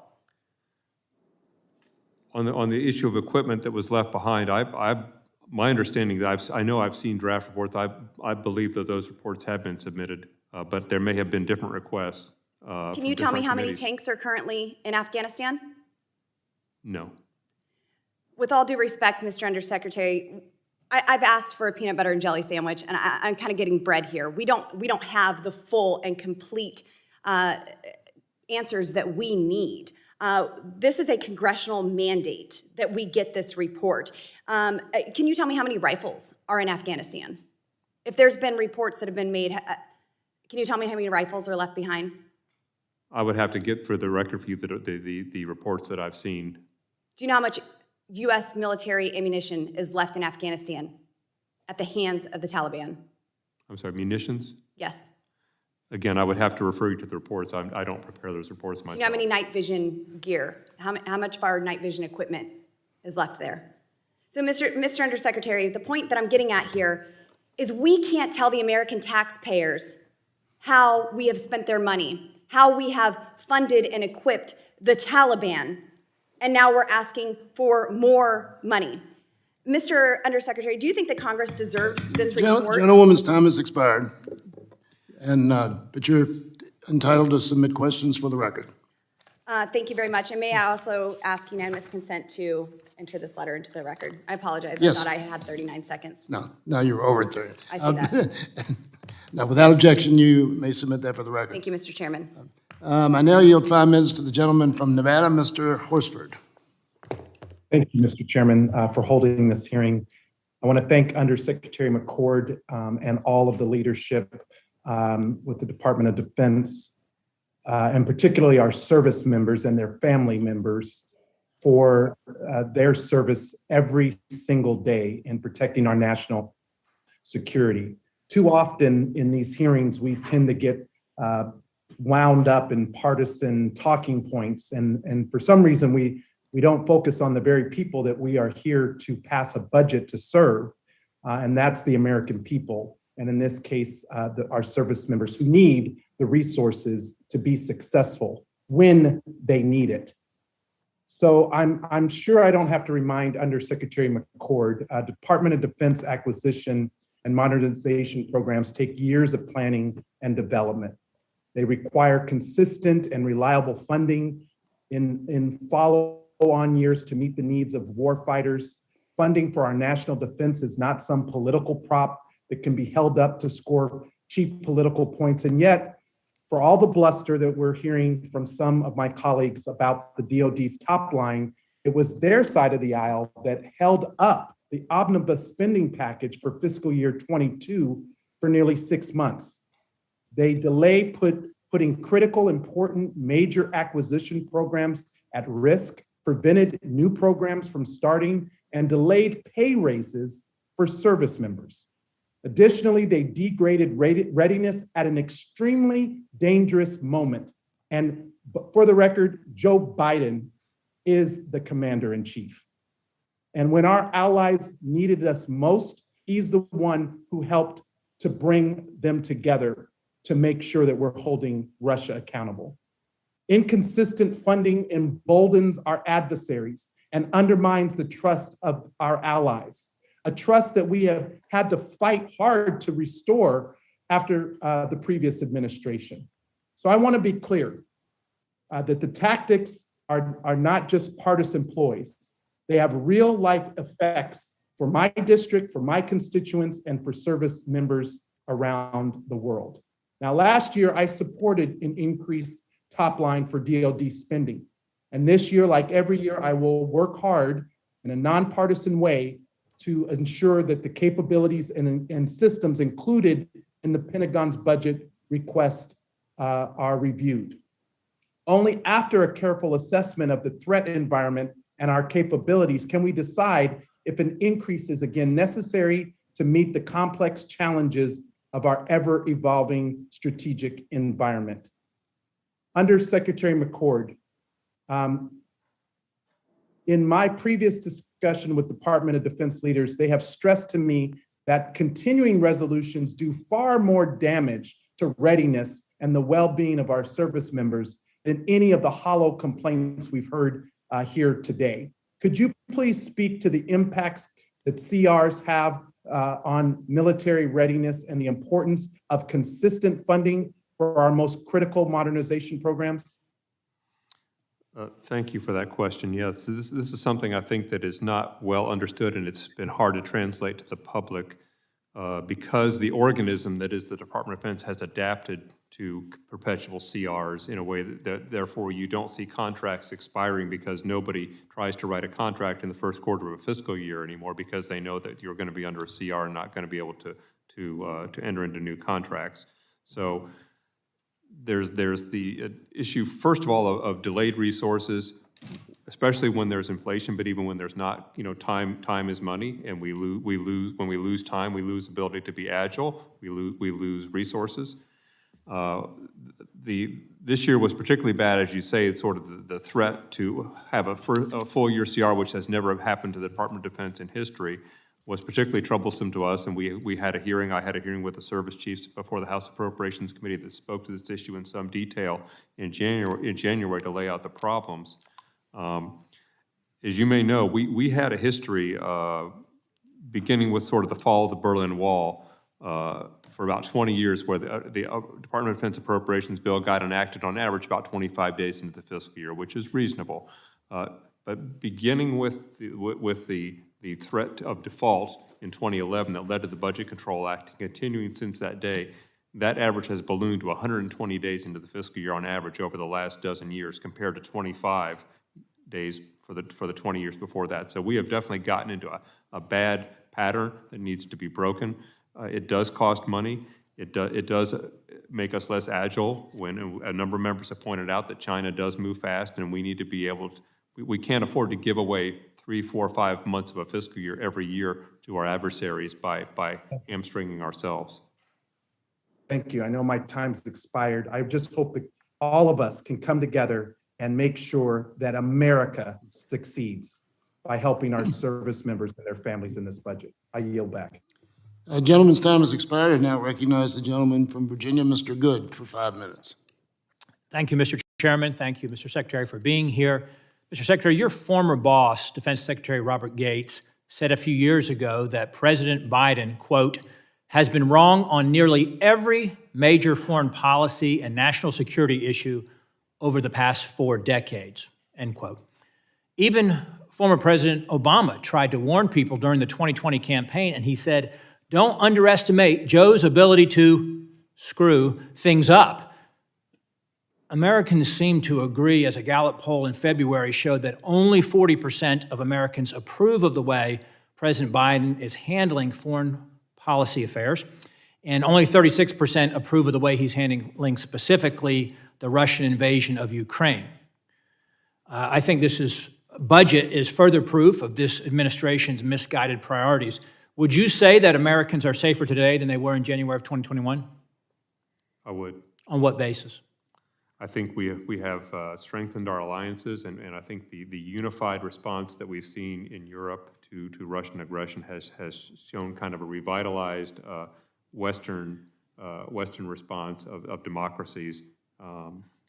If I may, you wouldn't have seen the Germans. Thank you, Mr. Secretary. Thank you. Thank you for claiming my time. Can you explain why the Department of Defense wants to spend $3.1 billion on climate programs, or 4 times what the $682 million allocated for Ukraine? So $3.1 billion on climate programs in this budget, which is more than 4 times the $682 million allocated for Ukraine. First, I would say that we are in this fiscal year spending more than that on Ukraine, and we are about to ask for another supplemental to increase to make sure that the Ukrainians have what they need to continue the fight. From a military standpoint, what's the $3.1 billion for on climate programs? That is both on that has 2 basic parts. It's the installation side, our facilities, our buildings, our bases, and then how does investing in climate programs help military preparedness, military readiness, military effectiveness? Well, on the facility side and the resilience, it's to be better prepared for extreme weather events, which are increasing in frequency. On the vehicle side, the idea is to reduce our logistics footprints to have more capability to be not tethered to a logistic train of fuel in all cases. This president, and to move where the market is going. Thank you. This president told our troops, of all people, our troops back in June, that the greatest threat to America is climate change. He even added his typical, this is not a joke. I guess he needed to add the, hey, this is not a joke, because the soldiers were probably, I have to presume, surprised to hear from the commander-in-chief that the greatest threat to the country, and telling them as military personnel that the greatest threat is climate change. And then just last week, and you've kind of alluded to it already, the president stated that we're going to spend billions making every military vehicle climate friendly. I think that makes us the amusement of our adversaries around the world, that's what we're focused on. It's as embarrassing as it was to send John Kerry to essentially beg the Russians to consider the climate impact of the invasion if they were going to do that just before the invasion took place, even days before. But the president said, quote, every vehicle is going to be climate friendly. Every vehicle, I mean it. We're spending billions of dollars to do it. Do you think that climate concern should be the main priority for our military vehicles? It is not the primary concern. Their effectiveness is, but. Well, the president said that we're going to spend billions to do that. This budget, switching gears to another topic, contains $34 million to address, quote, concerning behaviors and extremism. What does this mean? What's the purpose of that funding? As Secretary Austin has stated, the incidence of extremism in the military is low, but any amount is not acceptable, and so these efforts. Well, I want to interject there on Secretary Austin. I'm glad you brought him up because he said when we were asked to give an exception to approve him in the House because he didn't meet the 7 years of required retirement between military and civilian service, he said that his self-proclaimed mission essentially was to root out racism in the military. Is that truly a significant problem? I mean, for him to say that's one of the reasons why he was there, to root out racism in the military, it seems to me the military has been an example of integration of merit-based performance and advancement as evidenced by Secretary Austin and Secretary Powell before him on the Secretary of State side. Is this truly a significant problem for our heroes in the military? Well, I would say, first of all, racism exists in society. It exists in every institution. We're to spend $34 million to address it in the military. But racism and extremism are two different topics, and I think you were citing a figure about addressing extremism. Racism is a different issue, and I would certainly say Secretary Austin probably has more experience with this issue than I do, and so I certainly would not question his. All right, well, my time has expired. Thank you, Mr. Secretary. Gentleman's time has expired, and now recognize another gentleman from Virginia, Mr. Scott. Thank you, Mr. Chairman. Mr. McCord, in the Reagan administration, we were talking about a 600-ship Navy. Without getting into classified information, can you tell us what size Navy we could expect if this budget is approved, and how that compares to the size of other nations' navies?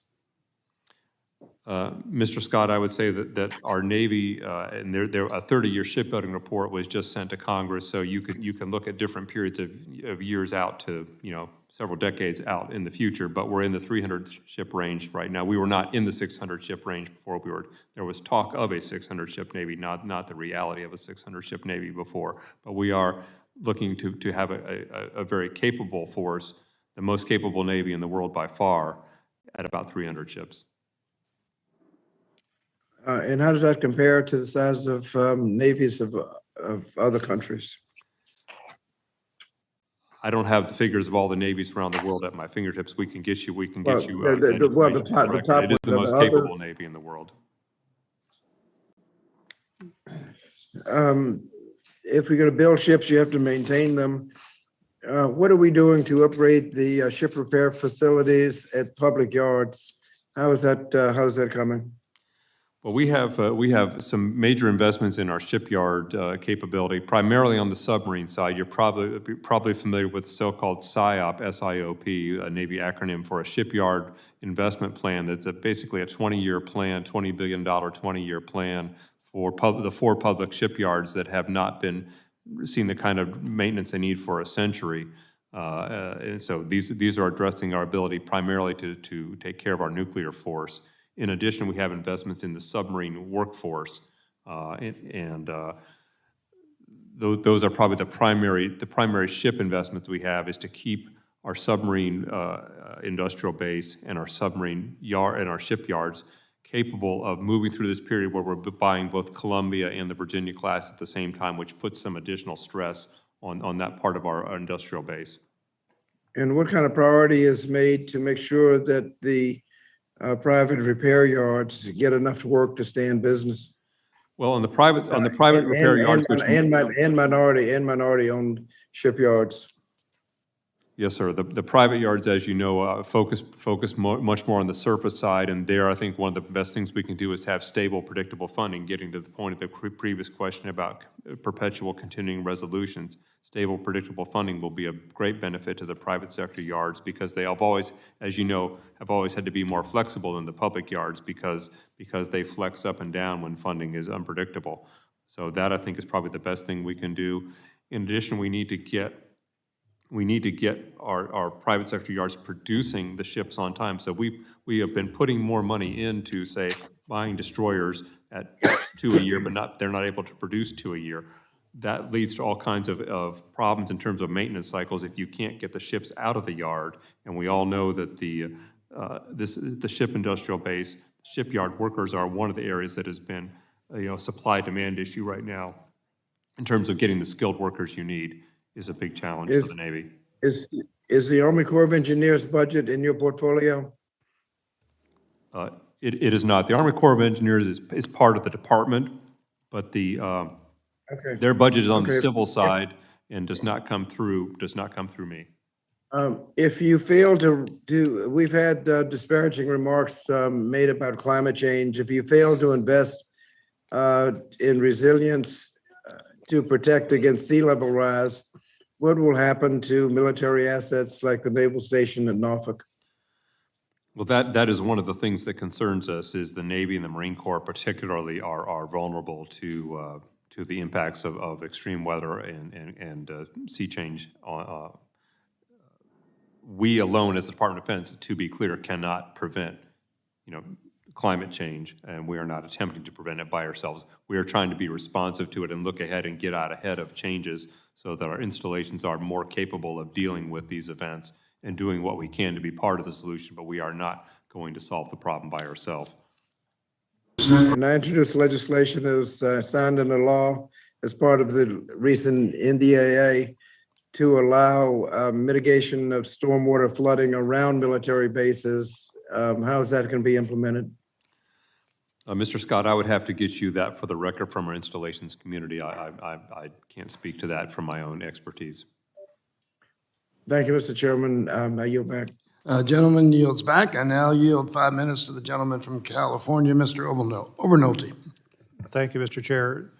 Secretary McCord, I'd like to continue a line of questioning regarding inflation. Obviously, that's been front of mind for many members of Congress, and I mentioned in the Department of Defense as well. In your testimony, you mentioned that in preparing the budget, you used a chain-weighted inflation index as a benchmark rather than consumer price index. Can you talk a little bit more about the assumptions that were made in preparing the budget and what rate of inflation for the chain-weighted price index that you're assuming? Yes, sir. The reason that we use the rate that we use is that it is, first of all, in U.S. code, that's what we're supposed to be using, but also because of the biggest single category of what we do is purchases of goods and services from the private sector, and that's a pretty good metric for a GDP deflator to measure. Sure. So what number did you use in preparing the budget? For the budget, for what we did was the FY20, if I can walk one step back, the FY22 budget was prepared assuming about 2.2% inflation for the year that we're in now. What we did was we looked at the data, it had doubled to 4 by the time we were wrapping up our assumptions in December. So we built that price increase into our budget for 23. So based on what was happening in the calendar year that just ended, calendar year 21. For the budget for FY23, we use, like as with every administration, OMB produces one set of economic assumptions that every agency uses. That inflation rate is 2.2%. And so the question that has been discussed this morning and in other venues is whether that's the right assumption for the fiscal year that's going to start this September, based on the fact that it's higher than that right now. But we don't get to decide what to use for 23. We use consistent assumptions across an administration, as every administration does. For 22, we did our best working with OMB and working with the president to up our price basing across this 5 years so that we were not falling behind on what was happening last year. But the situation has continued to change, as most primarily, again, the spike in energy prices since the Russian invasion of Ukraine was something that is not in our budget, could not have been in our budget. We were already done with our budget by then. So this remains something we need to work with the Sure. Congress on. Yeah, and I appreciate that you said that you were prepared to work with Congress to address those impacts.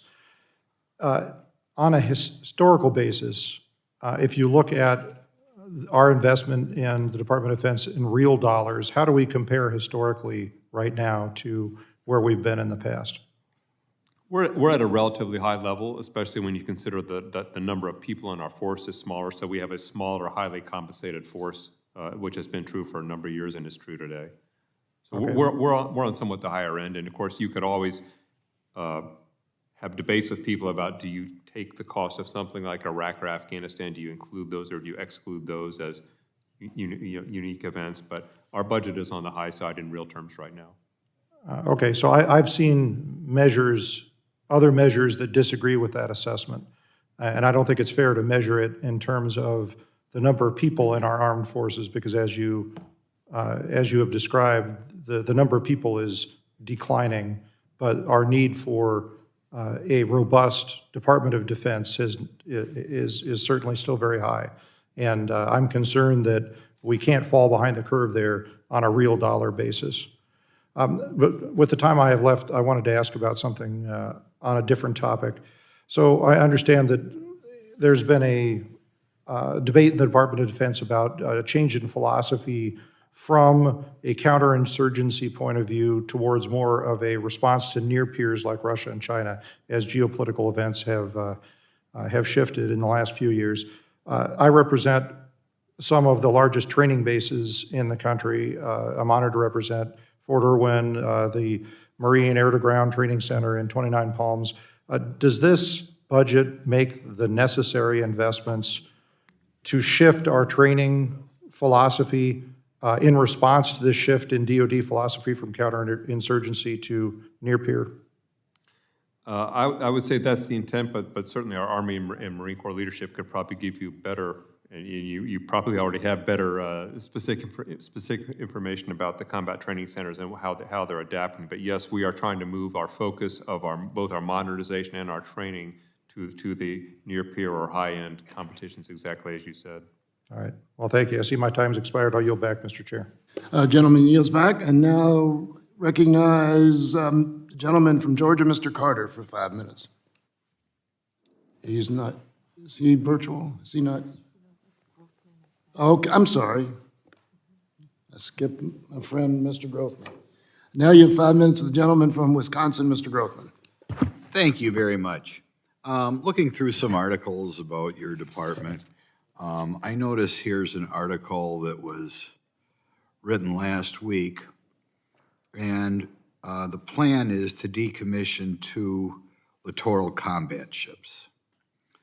They were kind of big ships. I think those ships are about 100 yards long. Big stuff. I've seen them. One was built in, I believe, 2015, and one was built in 2016. So these are rather large ships. I'm sure very expensive to build an over 100-yard ship. And we plan on declassifying them less than 10 years in. I'm glad you're doing it if it's a waste of money. Do you have any comments on how that could happen? How we could build a big ship and 10 years later we want to scrap it? Thank you. Yeah, the issue with those particular ships is that first of all, that as the strategies have focused more, as was just discussed, toward the high-end peer competitors, both the Mattis strategy and Secretary Austin's strategy, these ships are not as consistent with these new strategies that focus on a high-end fight against a very capable military like China. Secondarily, on the littoral combat ships, several of them, the mission packages for these ships never delivered in a correct and usable form. So the ships basically do not have the capability they were supposed to have, even on top of the question of whether that's the right capability for the future. Okay, would you say it's accurate if I say we wasted money building the USS Jackson and the USS Montgomery? The littoral combat ships that we are decommissioning, I would say were not our best use of funds. Okay, so I think a goal we should have is to make sure we don't make any more mistakes like these 2 big 100-yard ships that we're decommissioning almost right after they were built. Do you think they were built, well, I don't know at the time, were they things that were built because of pressure from Congress when the Navy didn't want them that much in their own right? I think at the time there was a desire to have ships that would be more agile for a wider range of missions that maybe wouldn't be so much on the high end. But again, as the strategies have shifted to we do want to focus on the high end, they have a bit of a strategic mismatch, and then there's a particular problem of these ships' mission packages did not deliver. Yep. I'm afraid we don't have enough missile defense, enough cyber defense. I think there are things that we aren't looking at because to a degree, we may be fighting the last war, or maybe going back about 6 wars, 5 wars. I remember reading about, the Battle of the Midway in World War II, and at the time, some people felt it showed that aircraft carriers were overrated, and that was proven in 1941. Was it 42? 42. Battle of the Midway was 42. Okay, now I've had people tell me that aircraft carriers, well, there is nothing more beautiful and impressive looking than an aircraft carrier. Against a country like China or North Korea, in war games, they may last a day or 2 days. Are there smart people who believe that against a country like Russia or China or North Korea, an aircraft carrier may only last 1 or 2 days? I would say that there absolutely are analysts who believe that carriers have questionable survivability in a high-end fight, and the Navy would strongly dispute that. So that is something you could have an entire good classified debate on. There are definitely people who believe as you state. Yeah, I run into them, and it kind of bothers me because I think we're short of missile defense and short of cyber defense, and we keep these big aircraft carrier groups out here. And like I said, it was a very different time, but we were able to sink some Japanese aircraft carriers very quickly in 1942, and they do, compared to missiles, are very slow. And I would also say that the Navy would say that compared to a base on land that can't move at all, carriers are much more agile than any other way to project power. So again, there are some different... I've heard that argument that by that standard, nothing is worthwhile, right? Not only would they sink an aircraft carrier right away, they destroyed an Air Force base right away. But do you feel in your heart that if we went to 10 aircraft carriers or 9 aircraft carriers and used that money for missile defense or cyber defense, we would be more in tune with the times if our real goal is to protect the United States of America? What we tried to do in this budget, and gets exactly to the point that you're doing, is try and address our challenges on a number of fronts and not say we can only do a maritime threat or only do missile defense or only do cyber. We tried to put chips on a number of places we wanted to put bets. I think it's a continuing question what the future of surface warfare is. Certainly the movement in the maritime world is more toward moving eventually toward unmanned, moving toward more distributed sets of naval architecture. But it's not at the expense of missile defense. Missile defense tends to be, if anything, technologically limited of what is technologically capable to be done as quickly as you'd like it to be done rather than funding constrained. Okay, well, I'd like to thank the chairman for indulging me. I'll point out if one of those aircraft carriers gets sunk, in addition to the huge waste of money, there are 5,000 people on each of them who die. So whether you want to take that into account, I don't know, but thank you for giving me. Gentleman's time has expired. I now recognize the gentleman from Texas, Dr. Burgess, for 5 minutes. I thank the chair. Thanks the Undersecretary for being here today. Mr. Undersecretary, you're familiar with the position of the Comptroller at the Pentagon. Is that correct? Yes, sir. This is my second time. I've been back since the 1st of June, and I served in the position previously.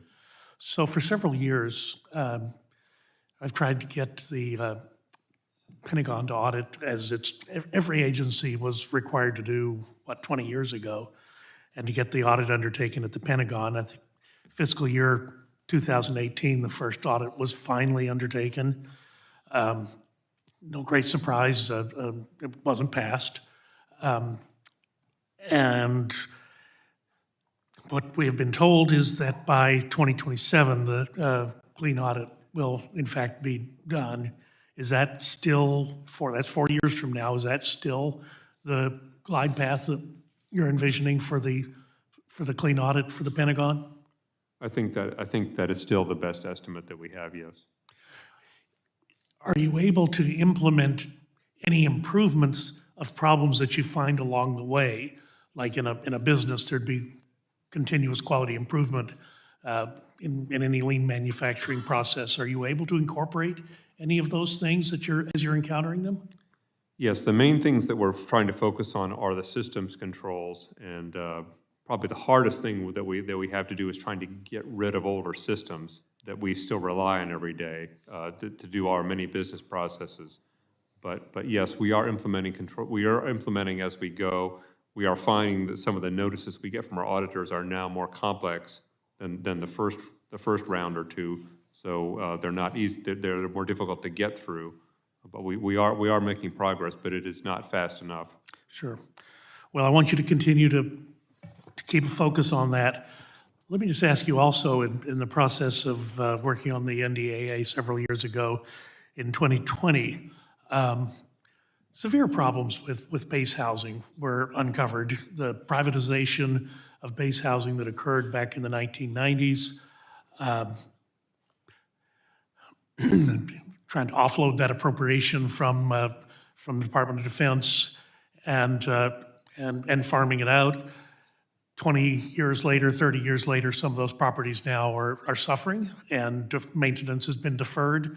So NBC News is reporting on the Senate report from the Senate Homeland Security Committee that of the problems that still exist in base housing. So can you do anything to assure us that that is still a high priority for the Pentagon to bring that base housing up to standard? Yes, sir. I'm familiar with. I read a report of the hearing that you described on the Senate side this week, and I would say that although not directly under my purview, we do have a nominee pending that would really own that responsibility. The Tenant Bill of Rights, which I'm sure you're familiar with in the NDAA, I would say if it is not proving, if there's enough time to determine that it still needs further improvement, then that is something the department should work with the Congress on. I know that it had, I believe, over 30 different aspects to it, some of which may not have been completely rolled in yet. But as you described, I remember when housing privatization started, it was always a bit of, by Pentagon standards, it was a bold move into privatization, and the rubber was always going to meet the road, not up front when the houses were being built, but later on in the middle of the deal, which is where we are now. And I think it is important that we work with the Congress to make sure that we stay on top of this within the realm of things that are privatized, and having DoD have its appropriate share of responsibility, and the contractor having theirs. I'm just going to have to reclaim my time because I'm going to run out. Let me just ask you: we're going to be asked to provide a good deal more in the way of military assistance to Ukraine. They've got a terrible problem, and it's horrifying what is going on over there. But can you share with us, does the administration kind of have an overarching strategy about where they are going with this? We keep hearing about Stinger missiles going over. We keep hearing about Javelin missiles going over. Are these coming from our existing stock? Are we replacing those? How is that all working together right now? Yeah, thank you for that question. What we have done is worked in concert with our allies. So there's about 30 countries that are helping Ukraine. So it's not all on us to help them, although we are, as is often the case, leading the coalition and leading the effort. Yes, we are donating from our own stocks.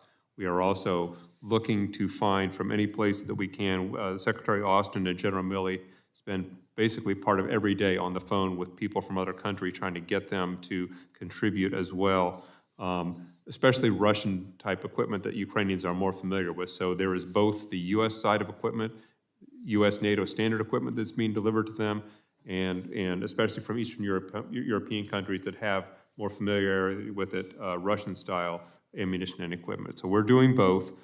We have done 8 drawdown packages, 8 packages where we have drawn down our own supplies and given to Ukraine. Congress gave us funding to replenish those, and we have sent out 2 notices so far. So we've sent about $3.2 billion out the door.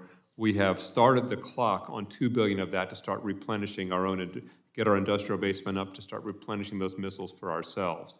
But we are now to the point of expending all of the authority Congress gave us in the Ukraine supplemental attached to the omnibus appropriations bill from 6 weeks ago. And we anticipate sending another supplemental to Congress probably this week to continue to show that we are in this with the Ukrainians to get them what they need to fight, to continue the fight to defend themselves. So I think the overall message is we are not letting up on the gas. The Ukrainians are fighting hard for their own country. We want to continue to do what we can to support them. Yeah, we'd love to see the strategy, though, that the administration is pursuing. Right now, it just seems as a need comes up, we fill it. As a need comes up, we fill it. But where are we going? Where is this going to end up? Because remember, it was these folks that Gentleman's time has long expired. underestimated the resiliency and the resolve of the Ukrainian people. Everyone said it would be over in 3 days. Well, it wasn't. And I can't believe that the geniuses in charge couldn't anticipate that. Thank you, Mr. Chairman. I'll yield back. Gentleman's time has expired. Now yield 5 minutes to the gentleman from New York, Mr. Jacobs. Thank you, Mr. Chairman. Thank you, Undersecretary, for being here. As Congress is currently debating how to provide additional military resources to the Ukraine, and it seems quite possible the U.S. military and financial support for Ukraine will continue to be a topic of discussion over an extended period of time. Is it your assessment and that of the DoD that the Ukraine needs additional assistance and needs it as soon as possible? It is. The fight's ongoing, and so whatever we can get them in the very near future, it could be hugely important to them. I agree wholeheartedly. Additionally, there are concerns that proposing a defense budget that is effectively a cut to our defense budget sends a signal to our adversaries, especially Russia during the current invasion of the Ukraine, that we plan to be less robust on national security. This also sends a signal to our allies that we may not be able to support them in times of need. What are the DoD plans to replenish our European partners' defense systems since they've sent a bulk of theirs to the Ukraine? How is the United States prepared to bolster, there's another element of the question, the same question, bolster Sweden and Finland's defenses if those countries decide to enter NATO or be accepted in NATO? Thank you. Thank you. Let me address the second part first. I think we, the Defense Department, and I believe the administration would be very supportive of Sweden and Finland's accession to NATO, and I personally would expect that this may well be on the agenda for the late June summit, that it could be ready by then. I think that would be a welcome development, and one of the reasons it would be welcome is that they are very capable already and shouldn't need a lot of help from us to be contributing to the team immediately. Should they desire to join the team, I believe they'd be welcomed as very capable partners without requiring a lot of assistance from us. It probably would lead to discussions about interoperability and maybe shared industrial base use, but not needing a lot of direct help from us. Your first question about other countries that have also contributed equipment to Ukraine, I think that's going to have to be a case-by-case basis. So, I mean, just to take, I don't mean this to be an extreme-sounding example, but if one person or one country is sort of cleaning out their attic of things that they never used and aren't going to miss and aren't going to really ask them to, they're not digging very deep, and another country is maybe is more threatened by Russia and is digging deeply into things that they really need replenished. I think you can imagine those are pretty different cases as to whether or not it should be on us and the American taxpayer to refill everybody's coffers, or I think more of a case-by-case basis would be more appropriate. So I hope it's not the case, or is it that some are just emptying out their attics and their weaponry that is not worthwhile to the Ukraine? Is that the case? I only posit that as an example, that some people are giving things that are less important to them than others and are maybe less on the front lines than others. Great. Okay. Every contribution is important to the Ukrainians. Thank you very much, and I yield back.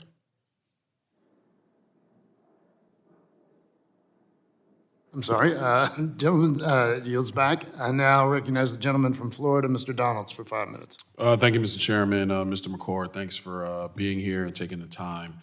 I kind of want to delve a little bit into defense contracting a little bit. Obviously, we know how important defense contracting is to DoD, our entire military apparatus, especially when it comes to building and maintaining ships and equipment for our men and women.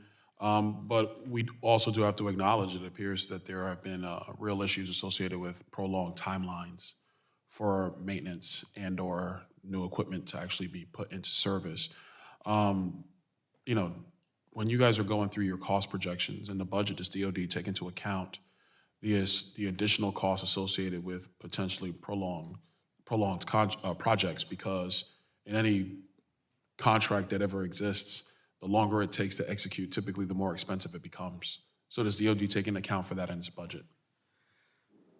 That's a great question. I would say probably not enough in that when we know that a contract is going to take X amount of time to execute and for the service or the good to be performed and delivered, that amount of time is built into the cost estimate. So if you know something's going to take 2 years, you're going to have a different inflation assumption, a different cost assumption than something that's going to deliver much more quickly.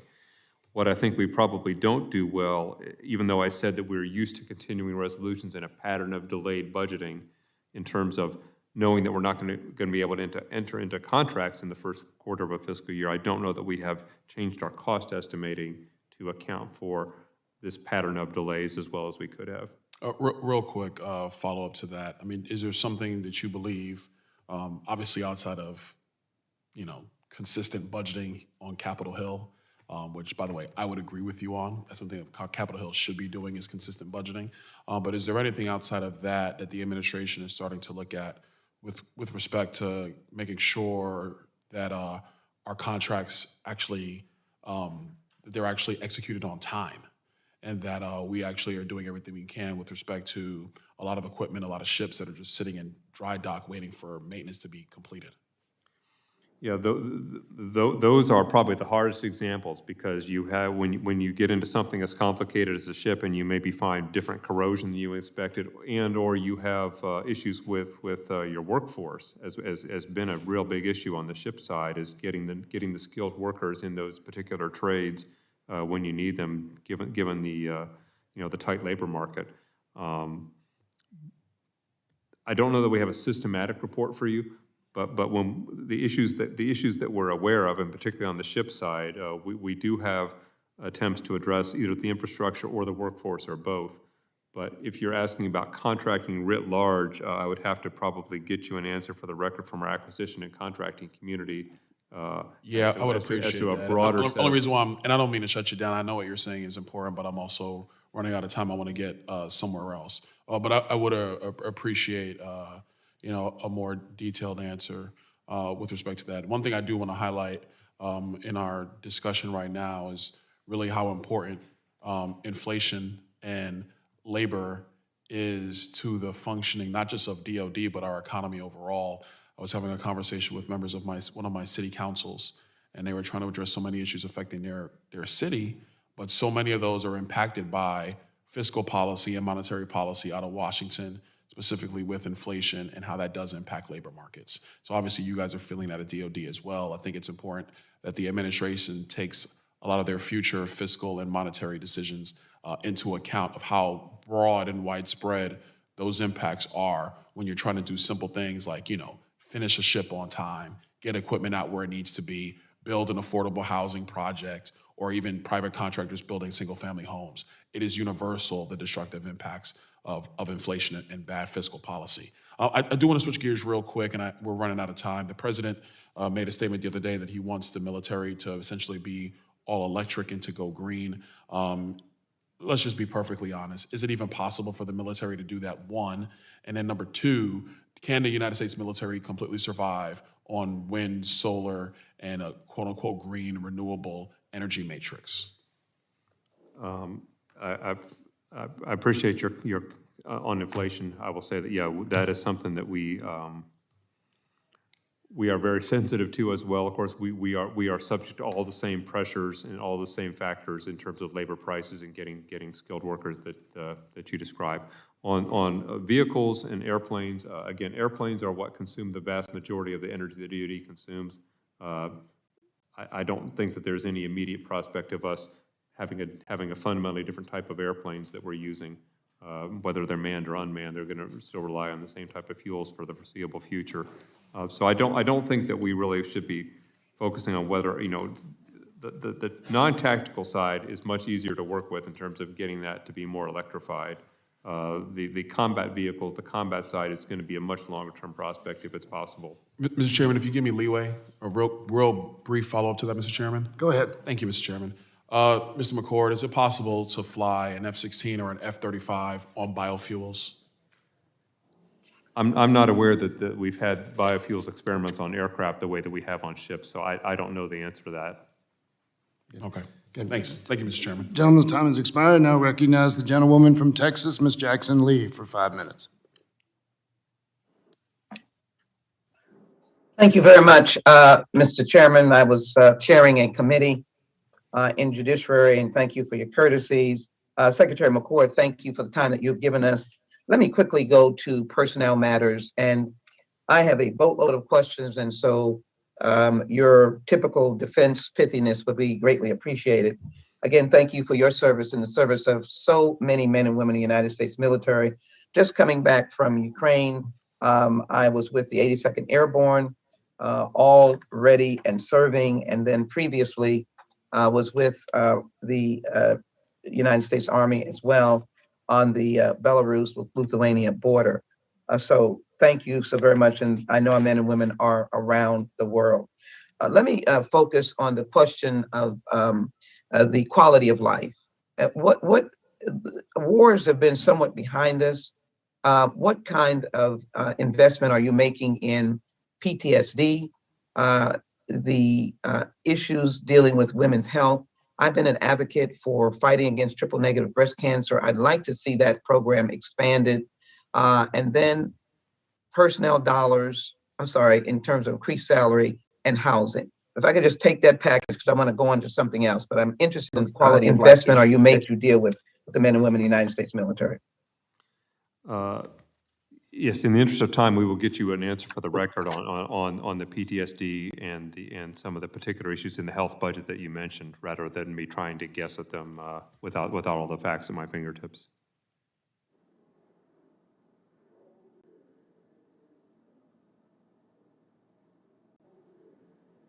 I'm sorry, Congressman, I can't hear you right now. Ms. Jackson Lee, are you? Yes. Can you generally, Secretary McCord, give a general commitment to these quality of life issues and making sure funding in your budget is there? Absolutely. Secretary Austin has a huge focus on taking care of our people. He talks about it with us all the time, as it's a very high priority of his. Great. Let me ask you about the outcomes of a study assessment program dealing with an officer's fitness for command. Any future steps with the DOD and the Army might be taken to implement a qualitative interview process in the BCAP? I will say that that's outside my area of expertise, but I have heard the Army describe what they're trying to do to make sure that they make the best possible selections in terms of fitness for command. But I would have to get you an answer from the Army on the status of that program in more detail. I am familiar with, and I have heard Army leadership discuss it. All right, I will focus on the DOD has requested $479 million to implement the 80+ recommendations from the review dealing with the sexual assault. In requesting those dollars, what will be the oversight to make sure that these dollars are implemented properly across the gamut of the jurisdiction of the Pentagon and the various military branches? Thank you. The primary oversight that I believe you will see in that area is the Deputy Secretary Hicks has something called a Defense Workforce Council, which is meant to sort of provide the same kind of oversight that we often see on weapons programs and investments, to have the same oversight of our personnel-related programs. That is the venue that would be vetting our efforts on sexual assault prevention. In addition to the action officers, of course, at lower levels that are actually running the programs, but the Deputy Secretary would probably be the primary oversight of that. What, well, let me, overall defense budget comes in many different forms. want to make sure that there is going to be strong focus on the infrastructure that the United States military bases, housing, and that the Secretary and the Defense Department will have a focus on that. Let me just give you two questions so that you can answer. That's the number one. Then secondarily, as I indicated, many of us have been to the border dealing with the despotic violence that President Putin is exhibiting against innocent human beings. The question is, we have given unanimous consent. The president has offered some additional huge dollars coming from the Defense Department for Ukraine in terms of weaponry. And do you have a projected schedule of continuing that, or those particular ones that have just been issued in the last, say, 48 hours, 72 hours, when their time would be reaching into the region? Yes, thank you for that question. In the last week or two, the drawdown, as they're so-called, the Presidential Drawdown Authority packages, once approved by the Secretary and the President and announced, have been on airplanes on their way to Europe within about 48 hours. So from the time these decisions are made, the equipment is moving very rapidly. There is no higher priority, I think, of General Milley and Secretary Austin than keeping an eye on exactly what is flowing. And not only is it on an airplane, is it on a ship, has it arrived in Europe, but is it across the border into the hands of Ukrainians? So that is being tracked on a daily basis at very senior levels. We have used, as of this week, we will probably have used all the authority that Congress gave us for additional drawdown, and we anticipate coming back to Congress in the coming days to get more authority to continue to help the Ukrainians. I hope in the course of that, you all will have a classified briefing for members of Congress, so that would add to their understanding. Our constituents have been very supportive, but I know our overall perspective is that we want peace, so we know where we are in this raging, vicious war against Ukraine. And so we've got to provide defense as we discuss ways of solution. Mr. Chairman, Mr. Secretary McCord, you didn't, I know it's ended, but very quickly, the infrastructure. Gentlewoman's time's expired. You can submit a question for the record. Well, thank you. If you can answer the one about the repair. Thank you. I yield back. All right. Gentlewoman's time has expired. I now recognize the gentleman from Georgia, Mr. Carter, for 5 minutes. Thank you, Mr. Chairman. I appreciate it. Mr. Undersecretary, thank you for being here. And as you're aware, Mr. Secretary, there are 4 combat readiness training centers in the United States. I have the honor and privilege of representing one of those in Savannah, Georgia. And it is proposed under this budget to be closed. Now, aside from the lunacy, and I will refer to it as lunacy, of considering closing any combat training center, combat readiness training center, at this point in world history where we could potentially be on the brink of World War III is just insane to me, especially when you take into consideration that the Savannah facility is the most utilized and the most efficient of any of the 4 combat readiness training centers here in America. Not only that, but the most frustrating thing, it's all frustrating, but another frustrating part of this is the fact that 2 years ago, in 2019, I should say, in 2019, there was $24 million allocated to build a new hangar for that facility. Now that hangar is under construction right now. The ribbon cutting on it is slated to happen in September. I've been invited and I look forward to being there. $24 million, it should be completed by then and we'll have the ribbon cutting on it. And then it is slated to be closed in April of 2023. Not only that, but the facility also, about 3 weeks ago, had $1.2 million worth of computer equipment installed there. Computer equipment that's not available anywhere else in the country at any of the other combat readiness training facilities. That $1.2 million worth of computer equipment that was installed, again, in April of 2023 is going to be gone to waste. No wonder taxpayers get so upset about wasteful spending in the federal government. Now, how important is that training center? Every F-22 pilot over the last 2 years has been trained at that facility. I just have to ask you, Mr. Secretary, of what is more important to our readiness and ability to counter threats across the world like Russia and China? Climate and social spending, or an actual military asset like the Savannah Combat Readiness Training Center? Mr. Carter, it's clear that you know much more about this particular training center than I do, so I'm not going to offer you an explanation that is not as well informed as your question is. I'm going to have to get with my colleagues for the record of what was the rationale on capacity or other grounds for this particular proposal. But you can understand, particularly in the environment, the world environment that we're in. We all know what's going on. We see it every day on TV, on social media. We've got a front row seat to a war that's going on here that could potentially lead us into World War III. I just finished reading a book about World War II, The Splendid and the Vile by Eric Larson. And you know that when Germany invaded Great Britain, they never intended to bomb London. It was actually a mistake made by one of the generals, one of the Nazi generals. Can you imagine what a mistake an errant missile would do if it were to hit a NATO country right now? We'd be in World War III. And yet we're talking about a budget that recommends closing a combat readiness training center, the most efficient, the most utilized that we have here, where we just about to complete a $24 million hangar, where we just installed $1.2 million in computer equipment. And yet this budget includes billions of dollars to go toward climate change. Why isn't that money being used to keep these facilities open? Mr. Carter, I agree that we owe you an explanation of the proposal on the CRTC that you're describing. I'm not familiar with the details enough myself.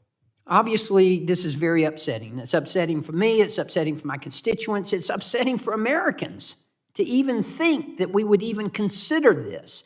I look forward to your response, Mr. Secretary, and I hope that you will be able to provide me with that and provide some kind of explanation and consider doing away with some of these climate change initiatives and keeping this much-needed facility open.